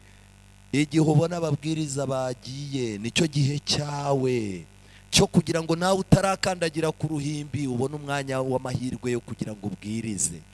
Mu gihe abantu bose bahakanye, nicyo gihe cyawe cyo kwemera cyiza. Ellen White yaranditse ngo umwete wacu ugomba kurushaho kugurumana, kandi ubutwari bwacu no gushikama kwacu ntibijegajege. Guhaguruka ukarengera ukuri no gukiranuka mu gihe benshi badutereranye, kurwana intambara z'umwami mu gihe intwari zabaye ingume, icyo nicyo kizaba ikigeragezo cyacu. Hariya ikigeragezo cyacu muracyumvise noneho? Muracyumvise? Buriya gusigara ushikamye mu gihe abandi bagiye, nicyo kiba ari ikigeragezo cyawe. Uranyumva neza? Nta mwanya wo kubara bagiye, haba hasigaye umwanya wo kuvuga ngo ngewe mpagaze mu ruhe ruhande. Gusa muri iki gihe tugomba kubonera ubushyuhe mu bukonje bw'abandi. Muri iki gihe tugomba kubonera ubutwari mu bugwari bw'abandi. Muri iki gihe tugomba gukiranuka mu bugambanyi bw'iki bw'abandi. None ntababeshye, murabona turimo gukora icyo twagomba gukora? Ntabwo ari cyo turimo gukora, nta mwete dufite. Simutekereza ko umwete wo mu nzu y'Imana uterwa nuko twatumiye korari 12 zirimo izizwi zubatse izina? Mutekereza ko umwete tuwuterwa nuko haje umubwiriza ufite ururimi ruryoshye n'ibintu by'ibipindi byo kubwira abantu kugira ngo bajyemo? Oya, umwete uturuka ku Mana niyitera abana bayo umwete, barangiza urukundo rukazaza rubazana uko bwije nuko bugize gute, nuko bukeye. Noneho rero hari ikintu ahangaha nagira ngo mbereke kidasanzwe. Turi mu gihe gikomeye kirimo kurangwa n'inyigisho, kirimo kurangwa n'inyigisho z'amarangamutima. Abantu barashaka kwerekana ko ari abantu b'Imana cyane. Umuntu wese murahura akakubwira ati ijwi ryambwiye. Mu gitondo nasomye akantu karantangaza, Yesu wanjye ni mwiza. Uzi ko Yesu yambwiye yuko hari amatorero azabura umukandida? Ubwo ni Yesu wabivuze cyangwa bifite ahantu byanditse? Biranditse. Yarangiza ati ariko Yesu wanjye yambwiye ko ari ngewe mpagarariye iri torero mu bantu bazima. ubu dufite abantu bahinduye amajwi, dufite abantu bamenye yuko, reka mbabwire, mwari muzi yuko twatangiye kurwara indwara yitwa konegisiyo. Konegisiyo ni indwara abantu bo mu yandi madini barwara, aho umuntu ashobora kuva ku rusengero akaza kunsura, yaza kunsura nkamubwira ibintu by'Imana akumva biraryoshye, akumva arimo arabyumva kuruta uko yajyaga abyumva, yarangiza nkamubwira ufite ikihe kibazo, ati umugabo amaze iminsi ankubita, pfukama hano dusenge, tugasenga, yataha agasanga umugabo wahekenyaga amenyo arimo aramwenyura, agatavuga ati hari ahantu hari konegisiyo. Yarangiza agahamagara ati aho hantu hari Imana, uhatware neza, ejo bundi nzakuzanira abandi badamu 4 bafite ibibazo nk'ibyanjye, ntuzajye ku rusengero. Ajya kubona ukabona imodoka nziza z'ibijipe ziraparitse imbere y'urugo rw'umuntu, baje gushaka iki? Baje gushaka konegisiyo, baje gushaka netiwaka. Bagapfukama, wa undi wasenze akavuga ati baransengeye ntashye umugabo ntiyongera kunkubita, ejo bundi umugabo yanyandikije ku gatabo ka banki, hano hari Imana idakina. Umumama wundi ati nanjye mfite umwana nabyaye hanze muhisha umugabo, ngaho mubibwira Imana umugabo azaba ari umumbaza. Igihe kikazagera rero ukazazura n'abantu akakubaza ati zi ufite ibitabo ugiye he? Ati hari ahantu ngiye hano hafi. None ndajya mbabaza, iyi ndwara yitwa konegisiyo tugiye kuyirwara? Twayirwaye ahubwo. Ngiki kibazo gikomeye. Iki kintu kirakurikirwa n'ikindi. Hari imbere murimo murabona amaboko amanitse, imbere yabo hari umuntu urimo kuvuga ibihuje n'irari ryabo. Arabwiriza bagashyira akaboko hejuru bati umuntu ni wowe abandi bose batuzanaga baratubeshya. Uyu muntu rero iyo agize gutya akavuga ati ngewe hano batangiye kundwanya, bahita bamwegera bati bakurwanya kuko uri umuntu w'Imana, aho uzajya tuzakugwa inyuma. Iyi ndwara irahari ntihari. Satani yiteguye guha abantu bose bakunzwe umwete mu bintu barimo niba bishobora kugusha abantu. Niyo mpamvu mujye mudusengera, abantu bahagarara imbere y'abantu bakavuga, abantu bakabumva. Abo bantu mujye mubasengera. Nasomye mu gitabo cy'inama ku Busonga yuko aba bantu ahubwo abizera bazi gusenga bagomba kuberekezaho amasengesho kurusha amasengesho berekeza ku bizera b'abanyantege nkeya, kuko nibo bantu bashobora guhutaza itorero cyangwa bakarihesha umugisha. Hano murareba hariya hirya, abizera buri wese asigaye afite umunzani. Ikibazo, uyu munzani ntabwo ari Imana yawukoze, ni Satani wawukoze, araza arawuduhereza. Buriya nagira ngo mbabaze, umuntu aramutse aguhaye umunzani ubeshya ibiroho 2, ibiro 100 bigahinduka 98, uramutse ubivumbuye uri umujura wamubwira uti wakoze umuti. Ariko uramutse uri umuntu w'Imana wababara cyane ukamubwira uti waramemukiye, ubusa abantu bose nagiye n'ibi biro 2 nzababona ngo mbasabe imbabazi. Buriya rero najya mbabwire, muri ino minsi ibyo bamwe barimo kwita igihombo ku bandi ni inyungu. Muranyumva neza? Ibintu urimo kwita igihombo wowe ku bandi ni inyungu. Muri ino minsi umwana w'umukobwa aricara akagisha inama undi mukobwa, akamubwira ati rero nabonye umusore ushaka gukora ubukwe, ariko ko bambwiye ko anywa inzoga yihishe, kandi naranamubwiye ngo tuzajye mu rusengero byibuze ajya asenga. Harangije arambwira ngo ibintu ngo by'idini ngo bigica abantu mu mutwe ngo ntazaza, ngo niba mushaka ngende. None rero byananyobeye kandi ahantu mba bamaze iminsi banshusha umutwe. Umukobwa agahita amubwira ati uwo muntu arahari? Afite amafaranga? Yego. Ye baba we, imboga zibona abana we, uri ikigoryi kingana gite? Fatiraho isosi y'intama, iyo utinze bigira gute? Birapfa. Kandi ubwo ngo ni umukirisitu wari wiyegereje kugira ngo umugishe iki? Inama.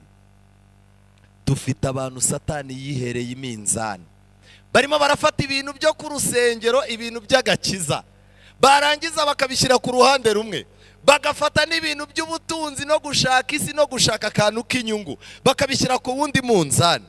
Ibyanjye musoni ndabizi, ndagira ngo nkubaze, tutabeshye twese, tutagiye kuko turi mu rusengero, tutabeshye, mutekereza ko ikiri bujye hasi kiremereye cyane muri biriya bintu ari iki? Mukurikije uko tubayeho.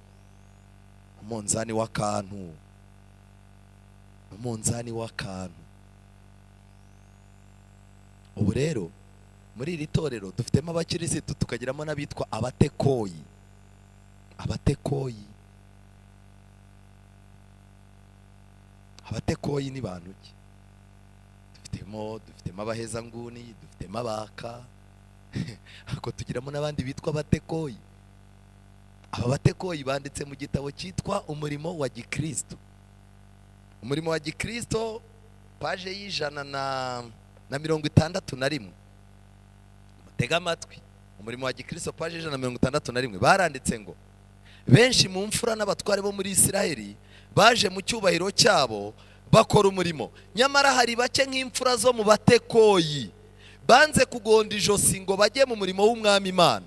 Mu gihe abubatsi b'indahemuka banditsweho ibintu by'icyubahiro mu gitabo cy'Imana, amazina y'aba bagaragu b'imburamumaro ariho ikimenyetso cy'urukozasoni, kandi yandikiwe kugira ngo abe akabarore uko ibisekuru bizagenda bikurikirana.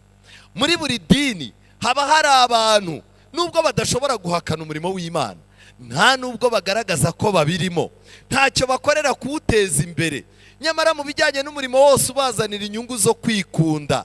Abantu nk'aba nibo bagaragara nk'abakozi b'abanyamwete.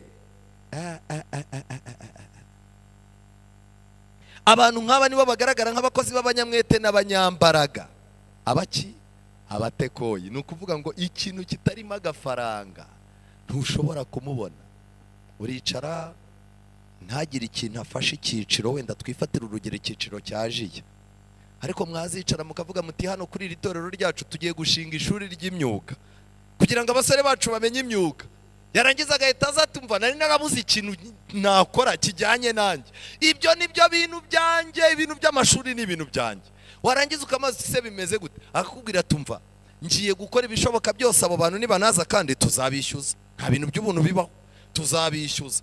Noneho rero ibi nibi tuzabikora. Wajya kubona ukabona ku rusengero arazinduka arimo arajya guhiga pasiteri, araza gushaka umukuru w'itorero mukuru, ukabona umuntu arimo aracicikana ku rusengero. Mbere yarabikoraga?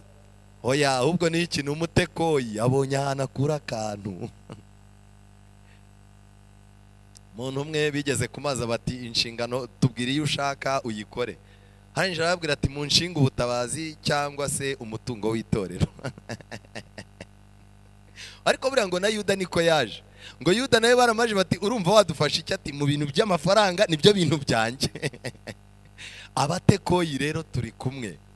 Ikintu cyo guteza umurimo w'Imana imbere ntacyo, ariko iyo avumbuyemo akantu k'inyungu tayari.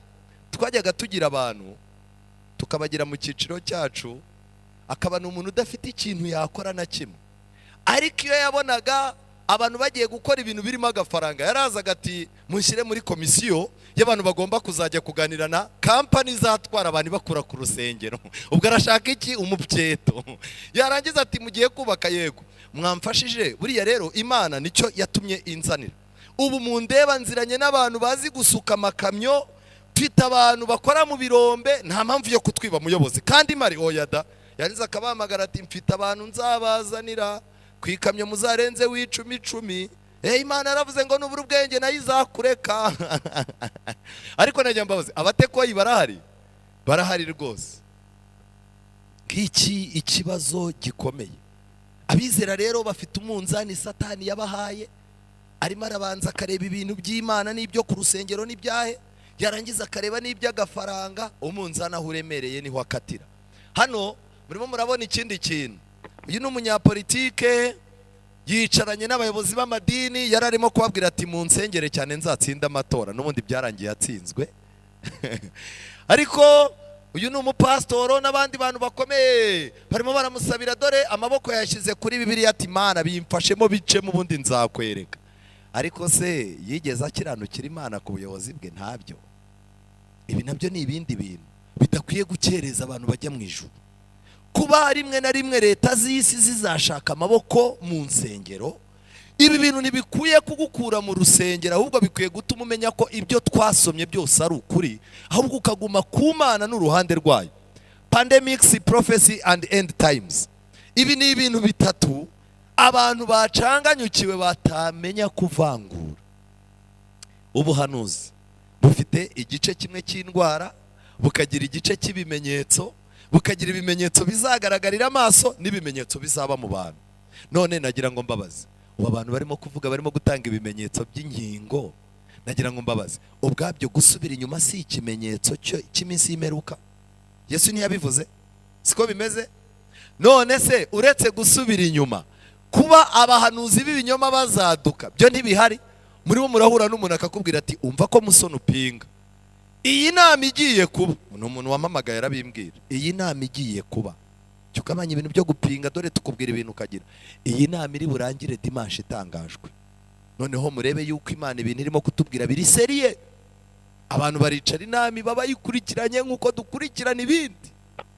Dimanche barayitegereza, wabivuze abona dimanche nitangajwe, afata timetable y'inama yari yanditseho ngo Sunday will be rest.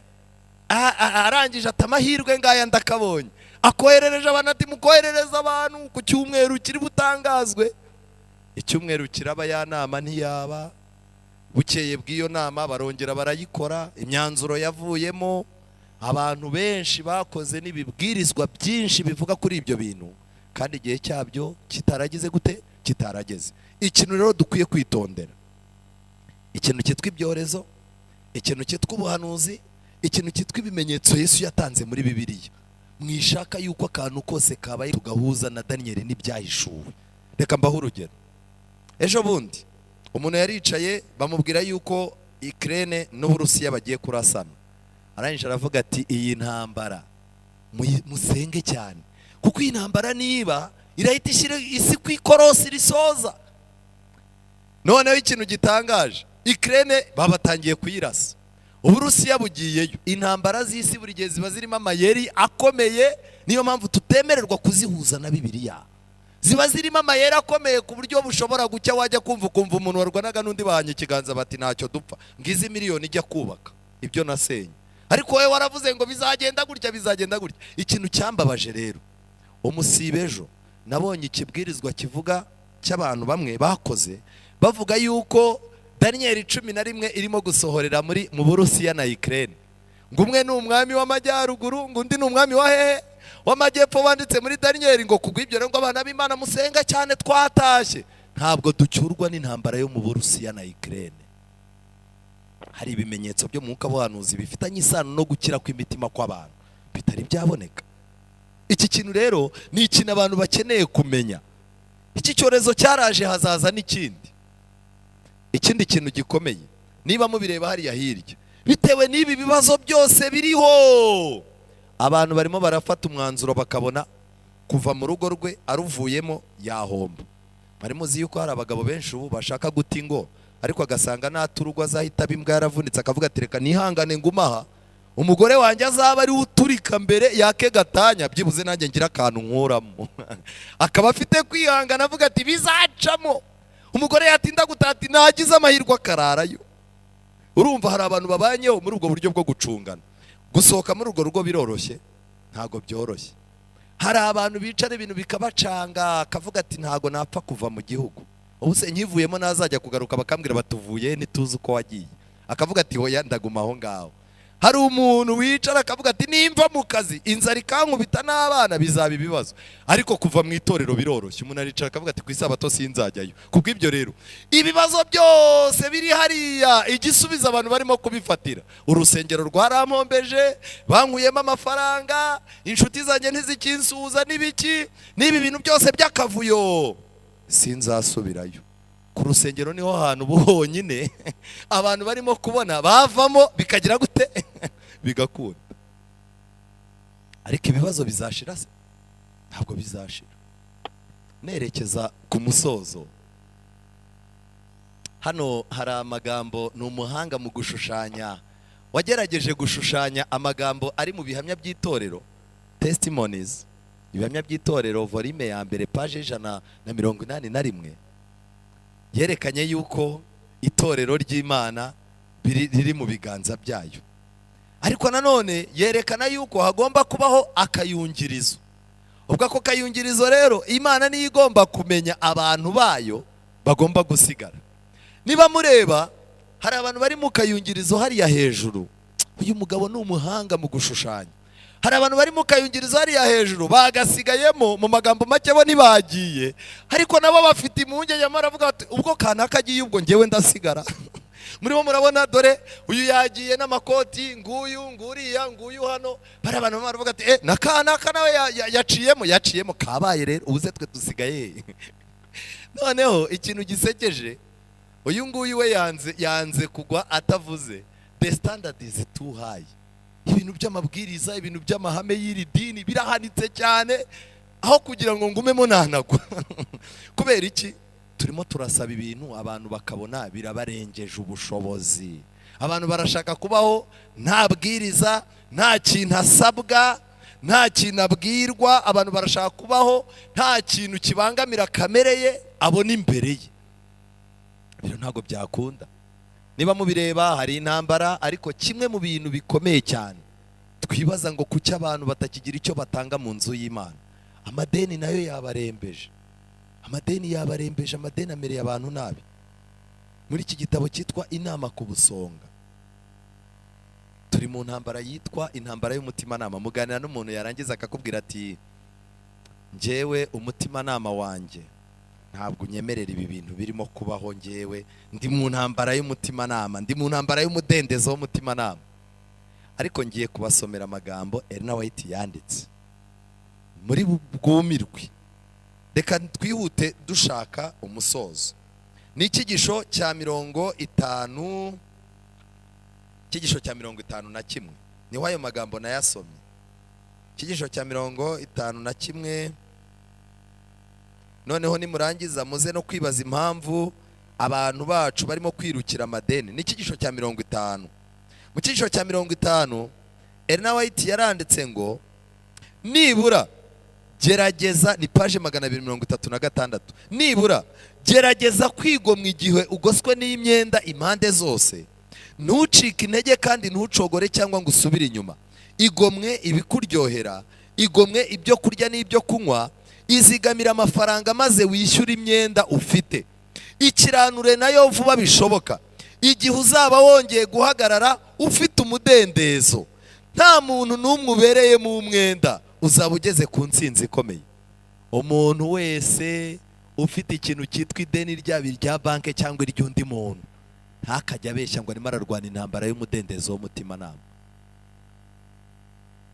Hano barakomeje barandika amagambo ari hasi. Aya magambo yanteye ubwoba, mutega amatwi. Hari abantu bamwe batigeze bahaguruka ngo bafatanye n'abandi muri gahunda yo gukora imirimo y'ubugiraneza. Babikora bitwaje ko bafite imyenda myinshi bataramara kwishyura. Batakamba bavuga ko bazabanza kwikiranura nabo babereyemo imyenda bose. Ariko kuba bafite imyenda ntibikwiriye kuba urwitwazo. Turabafite abantu baba bari hano, itorero rikavuga riti tugiye gushaka verine yo gusiga intebe hano, dukeneye ibyuma, harimo icyuma cyahiye, nyamuneka mutange amafaranga. Umuntu umwe agahita ahamagara abandi bakuru b'itorero ati sinababwiye ikibazo mfite, turamba mideni rya banke rimeze nk'umusozi ku mutwe, numva buriya nanahumeka rwose, nimwirwaneho imyaka nk'itatu nishira nkarangiza ideni, nzabafasha burya na aho umugabo areba ndi ntibavunika. Hano Ellen White avuze ko amadeni yawe atagomba kuba urwitwazo rwo kutagira icyo ukora mu murimo. Nabonye ko bakwiriye guha Kayisari ibya Kayisari n'Imana bakayigarurira ibyayo. Bamwe bahamanya n'umutima uhana ko batagomba kugira umuntu baba mu mwenda, maze bagatekereza ko Imana itagomba kugira icyo basaba gukora kugeza ubwo bazaba barangije kwishyura imyenda.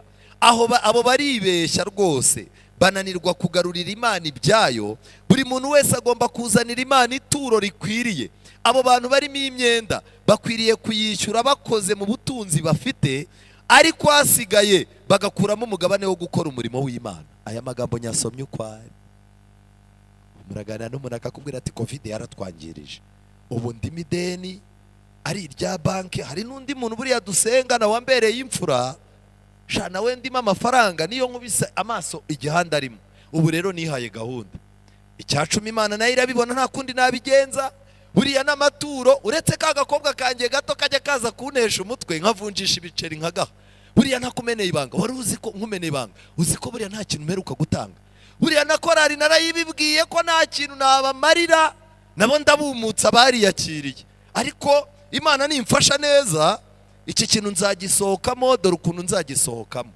Ubu narongeye mfata indi credit ya banki, mvugurura ya yindi. noneho ndangije ngura imodoka y'ivatiri nyishyira mu muhanda, ndavuga ni ivatiri izaza intwari itwara umugore, kuko umugore yategeshaga 500, nanjye nkategesha 500, si igihumbi kuba 30. ubwo si ibihumbi 30 nasanze nabamomba, kandi ku rusengero baranzi, hari ukuntu abantu b'abasore bajya gukora ubukwe nkabatiza ivatiri bakayitwara, mbega imibare nabaze.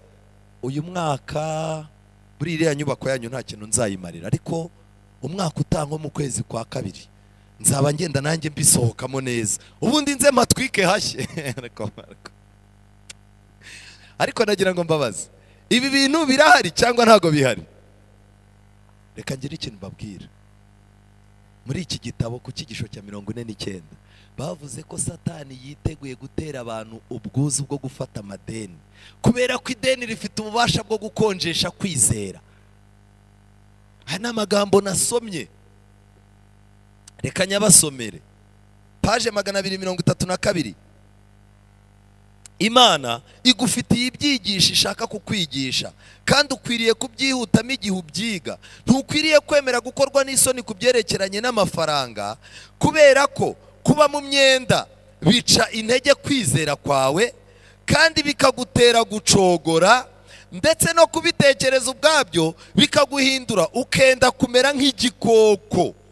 Ukwiriye kugabanya ibyo uhaha, kandi ugaharanira kwinjiza iki kintu kibura mu mibereho yawe. Ushobora kandi ukwiriye gukoresha imbaraga zawe zo gutegeka uburyo bwo gukoresha amafaranga arenze ayo winjiza. Ufite defo enye. Icya mbere, usohora amafaranga aruta ayo winjiza. Icya kabiri, ufite ikibazo cyo kwirukanka ujya gufata amadeni, kandi iyo umaze gufata ideni hari ibintu bitatu bikubaho. Kwizera kwawe kuradohoka, uracogora. Icya gatatu, uhinduka igikoko.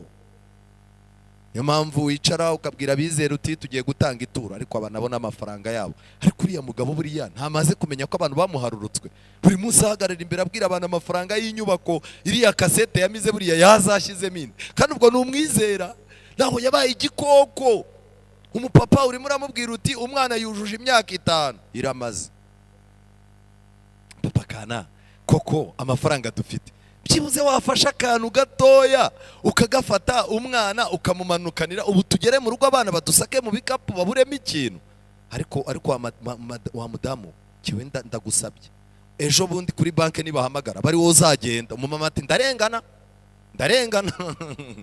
yarangiza rero bindekere, ibi ni ibintu byanjye, umwana mureke, uriya mukuru ubimubwira arakuze nawe arabibona.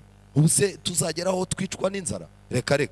Ariko hashira amezi 2 bagakora anniversaire y'imyaka 20 babanye, imyaka 10 bujuje inzu, 20 bageze gute babanye. Muhamagara abantu barya inyama n'inkoko n'ibiki byose, bataducishamo ijisho, twarahabaye.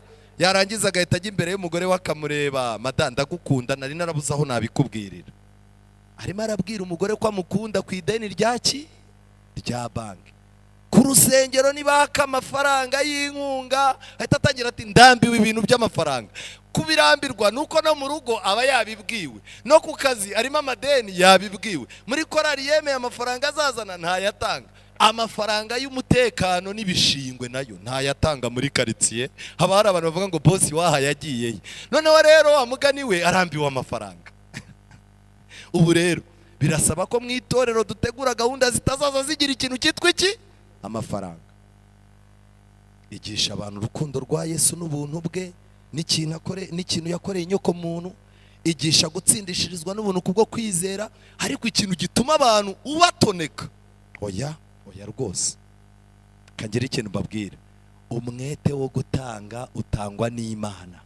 Njyewe nahisemo yuko iyo mpuye n'ikibazo kikanzunguturanya, aho kugira ngo natura amagambo yo guca abandi intege, ndaceceka nkamenya ko ndi umunyantege nke ku giti cyanjye.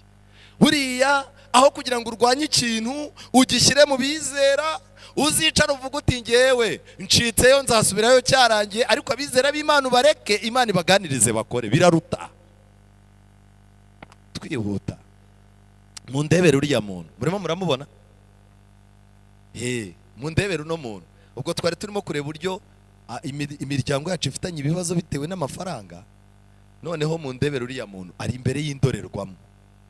Buriya muntu afite uruhara, ariko indorerwamo irimo iramubwira ko afite iki umusatsi.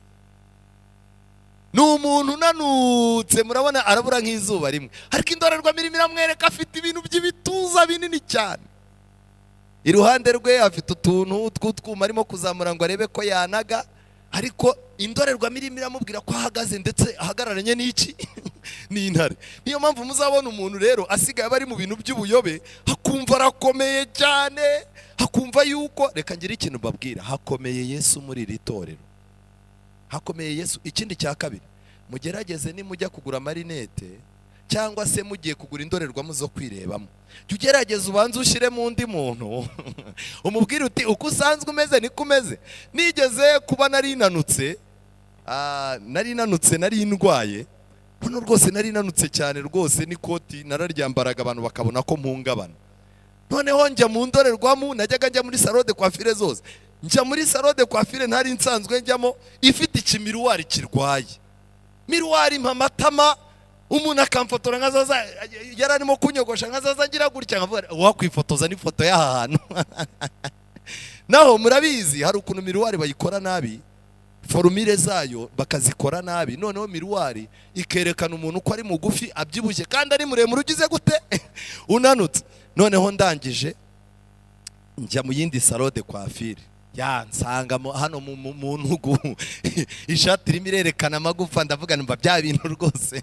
Buriya niyo mpamvu kuri iki gihe abantu bashaka kwifotoza, umuntu araba arwaye ibishishi, arwaye ibiki, yarangiza akifotora telefone ikamwereka yuko afite ibiheri, agahita ajya mu software ko muri telefone, agahita atera hano utuntu tubengerana, umusatsi akawisha, agahita akubitamo umuzungu wikaraze, iminwa yarangiza ye idasize, agahita akubitamo iyo telefone imuhaye itukura, yarangiza ifoto igahita imuha marinete ntayo yambaye, software ikamukubita ingofero ntayo yambaye, agahita areba ya foto ati mbega ifoto nziza, agahita yikora akayoherereza umusore umutereta ati ubukwe ntabwo ari mu kwa 12, mbushyize mu kwa 4, mbushyize mu kwa 4 baramuntwara. Naho ariko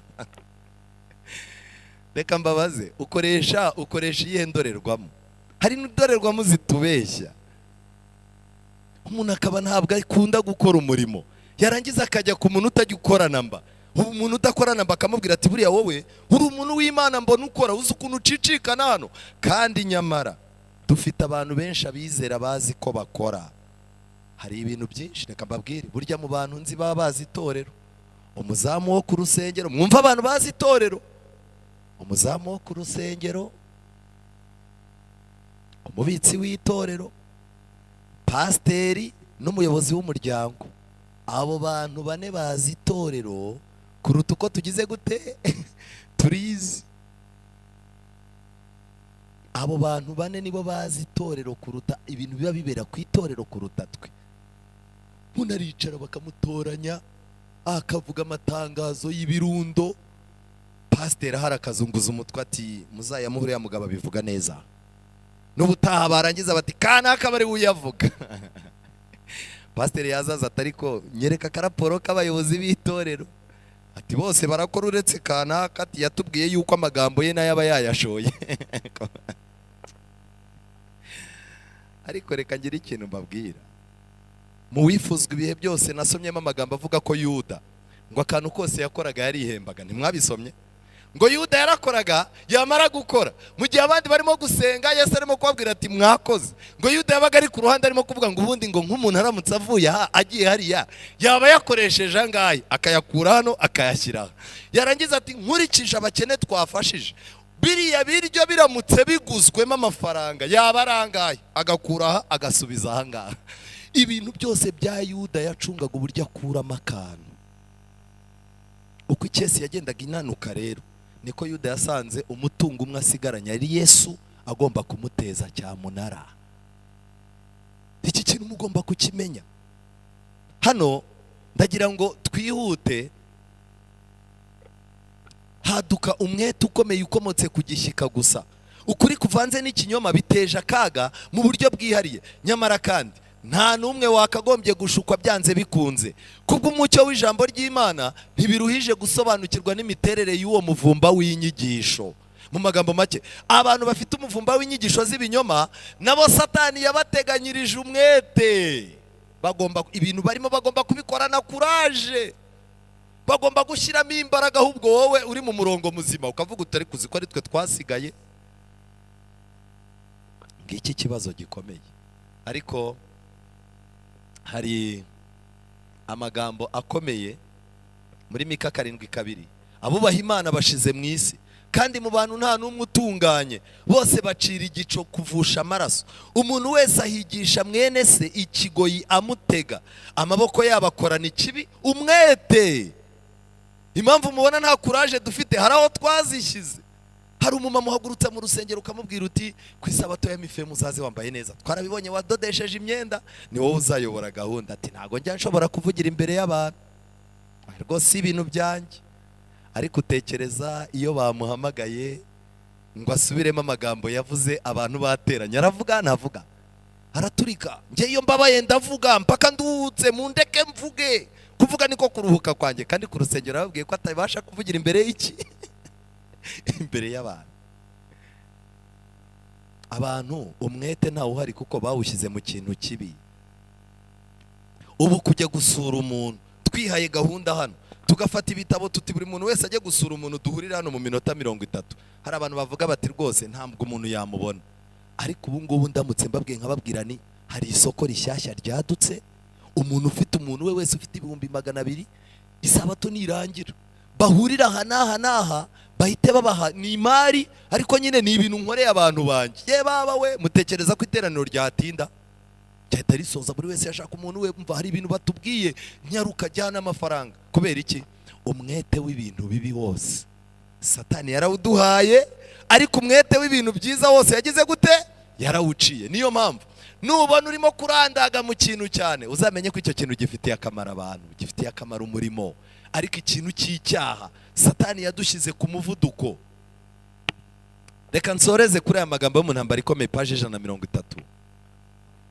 Umugabo bitwa Zwingli yari amaze gusobanukirwa neza n'ukuri k'ubutumwa bwiza, kandi yari amaze kwiyumvamo imbaraga yako ihindura umuntu akaba mushya. Uyu mugabo yibandaga ku ngingo zivuga ibyo kugwa k'umuntu n'iby'inama y'agakiza. Si byiza? Kugwa k'umuntu, iby'inama y'agakiza nibyo yigishaga. Yaravuze ati twese twapfiriye muri Adamu kandi twarohamye mu bibi no gucirwaho iteka. Kristo yaturongeye gucungurwa ku iteka. Si ugutsindishizwa n'umuntu kubwo kwizera? Yego rwose. Umubabaro yagize ni igitambo gihoraho kandi gifite ubushobozi bwo gukiza by'iteka ryose, cyuzuza iby'ubutabera bw'Imana busaba by'iteka ryose, mu cyimbo cy'abantu bose bishingikiriza kuri icyo gitambo bafite kwizera gushikamye kandi kutanyeganyega. Nyamara kandi yigishije neza ko ubuntu bwa Kristo budahesha abantu umudendezo wo gukomeza gukora ibyaha. Ubuntu ntabwo butanga umudendezo w'uko umuntu ngo abeho. Ubu dufite amatsinda abiri. Hari amatsinda avuga ko ibintu byose byarangiye, hakaba n'amatsinda y'abantu bavuga yuko bageze ku rwego rudakora ibyaha. Abo bantu ni amatsinda abiri dufite mu itorero ryacu bahutaguza bizera, kandi aba bantu batuma itorero ritagera ku musaruro waryo. Aba mbere ni abavuga ko byose byagize gute? Byarangiye. Aba kabiri ni abantu bavuga yuko Imana ibagejeje ku rwego batakora iki? Batakora icyaha. Noneho mutega amatwi rero. Nyamara kandi yigishije neza ko ubuntu bwa Kristo budahesha abantu umudendezo wo gukomeza gukora icyaha. Yaravugaga ati ahantu hose hari ukwizera Imana, mutega amatwi, ahantu hose hari ukwizera Imana, Imana irahaba. Amena? Amen. Kandi aho Imana iri haba umwete ukangura abantu ukabahatira gukora imirimo myiza. Uyu ni wo mupfundikizo w'ikigisho cyacu. Icya mbere, kwizera kurahari? Yego. Niba kwizera guhari rero, niba kwizera guhari, abamarayika b'Imana bakaba biteguye kuvuga ngo aho niho kwihangana kwabera kugize gute? Kuri Kwiringira TV, ubutumwa bwiza kuri benshi, gukizwa kwa benshi. Matayo 24:14.